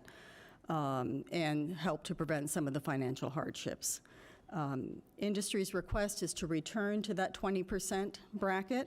You see the schedule there. And just to give you an example what this looks like, for a tenant in the low-income category that has an income just above the bottom of that, beginning of that category, let's say $67,100, with the category, with the subcategories that we have in place today, the rent increase that a tenant might experience would be a maximum of $219. And without those categories, that's twice that at $439. So again, in looking at what other programs do, many do use a 20% bracket. I'm not sure that they have rents at in our levels, but many do use a 20 percentage point bracket like was used here before and like industry is requesting. Other programs, though, just set a cap based on 30% of that income in that category, or the ones that are more strictly defined apply 30% to each individual tenant's income. So that is another possibility. These are just models that exist out there, and again, it would be board direction on how you wanted to set policy to align rents for tenants with their incomes. The third category, or topic, had to do with a requirement to purchase transfer development rights, or TDRs, along with comprehensive plan amendments. And just to remind you, back in August, there were 2 items in front of the board related to TDRs. One had to do with redirecting the proceeds from the sale of TDRs away from the maintenance and support of environmentally sensitive lands and natural areas, and use those funds instead for housing purposes. The board clearly said no, not to proceed with that. However, there's a related concept that industry had put forth, which has to do with eliminating a requirement that is currently in the comprehensive plan and has been there since 1998, that TDRs be the mandatory method of increasing density. So what that means is, for any comprehensive plan amendment, the first layer of that density increase is going to be TDRs and include the purchase of those TDRs. This is the topic at hand today. So just to explain how TDRs and environmentally sensitive lands maintenance came to be together in the first place, take you back for a moment to the 1990s when the BCC directed an evaluation of the TDR program. TDR program had been around since 1980, but it really wasn't being used. And so in the 90s, the board created a task force and gave that task force the assignment of looking at how to make a more effective TDR program. At the same time, not directly related, the county asked voters, and the voters did approve, bond issues for the purchase of environmentally sensitive lands. So with this task force convening, all of that happening at the same time, the task force recommendations and ultimately the board direction was to make the TDR program a mandatory program, no longer voluntary and no longer strictly for private transactions, and to establish a county TDR bank where those development rights that were coming off of the environmentally sensitive lands that the county was purchasing could be put into that bank and generate proceeds for the maintenance of natural areas. So that is the direction that staff received at that time, and the TDR bank has been up and running since. The proceeds, as you may recall from August, when the same slide was shared with you, the proceeds average about $650,000 a year. And if TDR sales were no longer associated with the amendments, we could see that number drop substantially, somewhere between 2/3 and 80% of the proceeds, depending on if we calculate pending sales or not, could go away. So it would essentially have the same effect as what you told us in August that you did not want to proceed with, which was to eliminate funds for the natural areas coming from TDRs. And I will also point out that you received an email from the Jupiter Farms Residents Association, a copy of which is also at your places, that is opposing that possible change.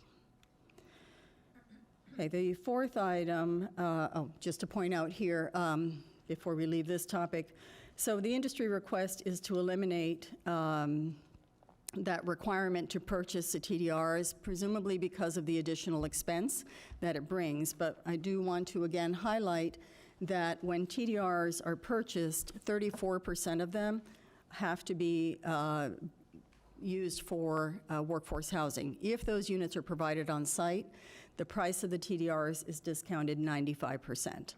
So the numbers are very small in terms of the required workforce units that come from TDRs.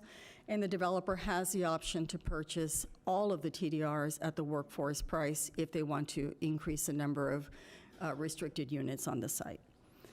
So, and if the workforce housing is not delivered on site and dealt with some other way, then those units essentially are market rate units available to the developer. So again, this combination of TDRs, workforce housing, amendment process really combines a number of different policy objectives, not only the original issue of redirecting population impacts away from environmentally sensitive areas and agricultural areas, which was the original intent of the TDR program, but also increasing the workforce housing supply, but at the same time limiting the impact on housing costs, and again, recognizing the significant additional entitlement that is provided to developers through the amendment process. So all of that obviously comes into play. Okay, then the fourth topic had to do with creating a waiver or some other sort of relief from their workforce obligation for projects that are building 100% workforce level priced housing. Historically, the workforce program has not allowed the same unit that's already restricted through a funding grant or through another program to also count toward meeting the workforce obligation of a project. But the board has made some exceptions in recent years. For example, when the exchange program was set up in 2019, the board said, well, we could consider a project that is receiving exchange units. We could conceivably consider one of those exchanged units to meet the workforce obligation of the project that is receiving it, and you wanted to do that on a case-by-case basis. So that is in the program today. But the reality is that we have a number, not many, but a number of projects that build 100% workforce units based on their funding or other characteristics, and they don't have a market rate unit left to either restrict to meet our obligation or to sell at market rate and generate funds for an in lieu program. So the industry request here is to expand the exceptions to be able to consider for sale projects that have restrictions to ensure that those projects can be used to meet the workforce obligation. So again, policy objectives here is trying to facilitate the delivery of workforce priced units, but at the same time ensuring that the county's actually getting new units and that the units are not already counted towards someone else's obligation. And then the fifth and final topic has to do with flexible development regulations for projects that are subject to the workforce housing program, and this is a zoning topic essentially that Wendy will be addressing with you.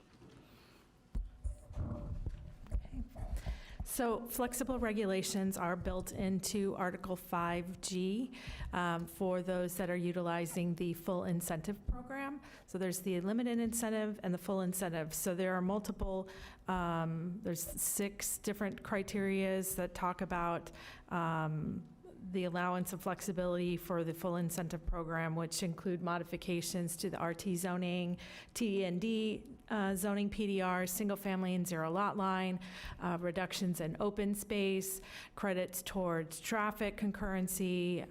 So there are different allowances for flexible regs. The industry wants to be able to utilize those flexible regs on the limited incentive, as well as across the board on the entire development. So the current regulations for flexible regs are when they have the workforce housing provided on site. So we might reduce the property development regs for setbacks or allowing for larger houses, for more building coverage. And it's specifically for the area in which the workforce housing is provided on site. So as an example, if you have a planned unit development that has 5 pods and the workforce housing is in one of the pods, that entire pod where the workforce housing is allowed would be allowed to have the flexible regs. It doesn't apply it across to the other 4 that don't have workforce housing applied to it. The limited incentive program doesn't have the flexible regs. If we were to modify the code, one suggestion would be to take the allowances that we do for the full program to allow those flexible PDRs for the limited incentive program. Allowing it across the board for the entire development would require more analysis and possible different requirements for submission so that we can ensure that the development works for drainage and access and so forth. So that right now it's just contained in one particular area when they're provided on site. Thank you, Wendy. So, if I could ask my fellow commissioners to turn to page 11 of the last page. There are 5 questions or areas that staff is asking that we answer. We are going to have a hard stop at 1, and we're breaking until 3 today. Just to let everyone know, we do have 1, 2, 3, 4, 5, 6 speaking cards on this topic. So we will start with them. Okay, if I can get everybody to line up quickly. Cindy LaCourse Bloom, Kevin Rattery, Michelle Jacobs, Catherine Kohlmeyer, Gina Powell, I think I got it right this time, and Linda Smith. Hi, good morning, Madam Mayor, Commissioners. I'll talk fast, which I normally do anyway, so we're good. I wanted to speak on the request for the waiver on the, for projects that are 100% workforce housing. I spoke to this when we had the agenda earlier this year, but I think I wasn't clear, so I thought maybe, or maybe I was, but I felt that I was not. So I wanted to give you an example of what that looks like on a project. So without getting into too many particulars, we have a project that's being built on 1.9 acres, 1.91 acres, and the zoning's HR8. The standard density is 15.28 acres and a workforce housing bonus density of 4.74. That gives us a total of 20 units, and one of those has to be workforce because we got those bonus densities.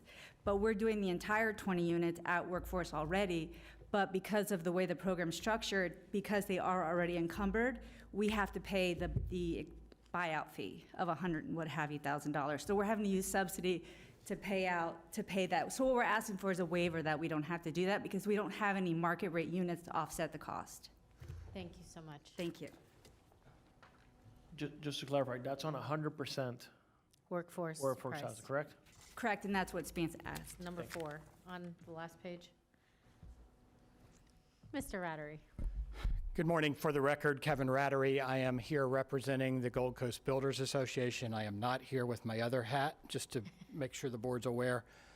I do have a very quick presentation, Madam Mayor, if you can give me some indulgence, but the term industry is being thrown around a lot. There were multiple meetings, multiple different groups that represented different industries, so I want to be clear as to what the Builders Association's position is. I want to start here, and that is, what does the Florida statute say that a local government must include if they have an inclusionary zoning requirement? And I've underlined the relevant portion that says a county must provide incentives to fully offset all cost to the developer of its affordable housing contribution or linkage fee. And then it gives you 3 examples of what incentives can be: density bonus, waiver of fees, granting of other incentives. Next page, please. This is right out of the county's Unified Land Development Code under the limited density incentive option, and it says the only incentive available through the limited incentive option shall be the density bonus. So I want to be key in on that phrase. Can you go back to the previous page as well so we can compare these two? Yep. So it is saying here that we have to, it says they may include, but are not limited to. Correct. So Okay. you have to fully offset, but you have options as to how you choose to fully offset. You can go back forward, thank you. Okay, thank you. Next page. Okay, looks like a lot of math here.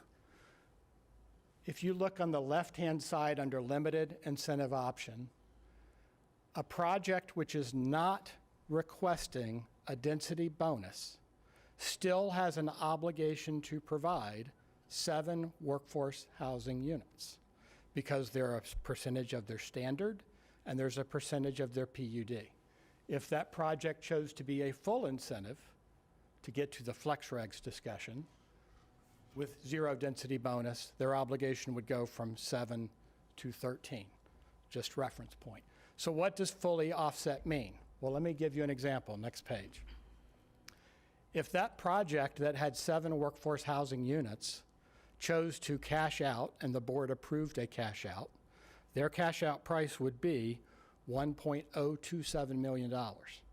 But your code just specifically said they do not get any incentives. Those two don't line up. The developer has just paid $1.027 million for the requirement for the workforce housing, but has received no incentive from the county. What we as industry, I'm sorry. You can proceed. What we as industry are simply asking the board to do is explore allowing the use of the same flex regs that apply to full density incentive projects to limited density incentive projects. Doing it through the workforce housing program is the easiest way to do it because projects over 10 units are required to have it. So you're in favor of the fifth option they're presenting us? Flex regs. Thank to, you. To cut short, yes, I could have saved you 3 minutes. Yep, you Thank could have. Thank you. Hi, Michelle. Please proceed. Good afternoon, Michelle Jacobs, President of the Economic Council of Palm Beach County. I'm also here as an Executive Committee member of Housing Leadership Council. We completely agree with the comments that were just made about the flexible regs, that the building industry's recommendation is to fully offset bringing the county's workforce house program into compliance with state law, as Kevin just stated. We also just want you to consider providing density bonuses greater than 50% by right so that the projects can be underwritten at a greater density. We want to continue the exploration of the home buyer match program, which is not being talked about today, but it's part of the in lieu payments, so that's really important. Please allow the nonprofit developers to receive multiple subsidies for the development of new for sale projects. And just wanted to comment on the TDRs, two things. The elimination requirement of TDRs, because that pricing can get very expensive for the market rate items, as well as, and I'm trying to speak really quickly, and lastly, the elimination of the subcategories. So going back to what other local governments do, where they use the same 20 percentage point brackets in the additional information and background that Maria had provided you. So thank you. And thank you for doing this before lunch. Thank you. Catherine Colmeyer, Lakeworth Beach. I just want to say please do not do away with the charging of transfer of development rights, some of which funding goes to maintenance of environmentally environmentally natural sensitive areas. You know what I'm talking about. In August, you decided not to waive those fees, not to move them from the environmental purpose to housing. So please continue that trend and say please don't go ahead and do away with them altogether. Thank you.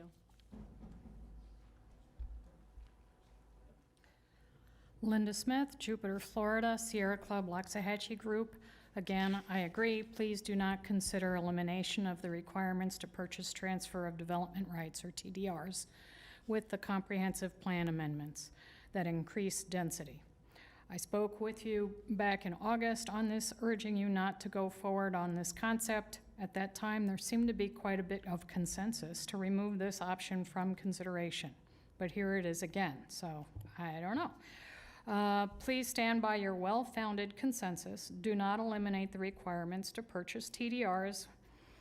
In light of the previous discussion that just happened about budgets and DOGE, this is not a good time to be considering removing the maintenance funds from our environmentally sensitive lands. This would benefit a few local industries, now I'm not sure which industries, but will impact all county residents by impacting the maintenance of our sensitive lands. Please do not amend our comprehensive plan this way. Don't do it for this applicant or any other applicants.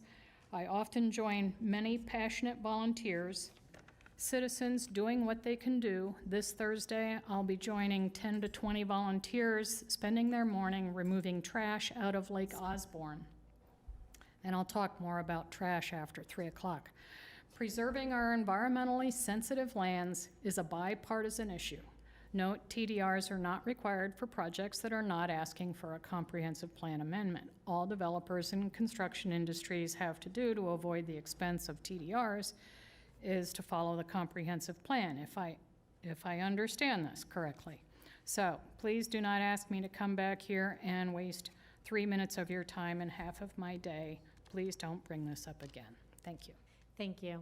Please state your name for the record. Jenny Powell, Lake Worth Beach. I agree with the two previous speakers. Full disclosure, I'm retired from the county in the environmental department. And I also want to encourage you to stay the course and not redirect those TDR sales proceeds. When I was at the county and in the environmental department, they did an excellent job, of course, with the commissioner's support over the years for that program, buying the land, building the public use facilities. But the thing that they didn't have money for, and probably still don't have a lot of money for, is the maintenance. And those natural areas and their public use components are nearing 25 or 30 years. So they really need the maintenance money. So I hope you'll stay the course on that and keep things like they are. Thank you. Thank you so much. With that, we're going to be on recess. When we get back, Commissioner Weiss will hear your comments.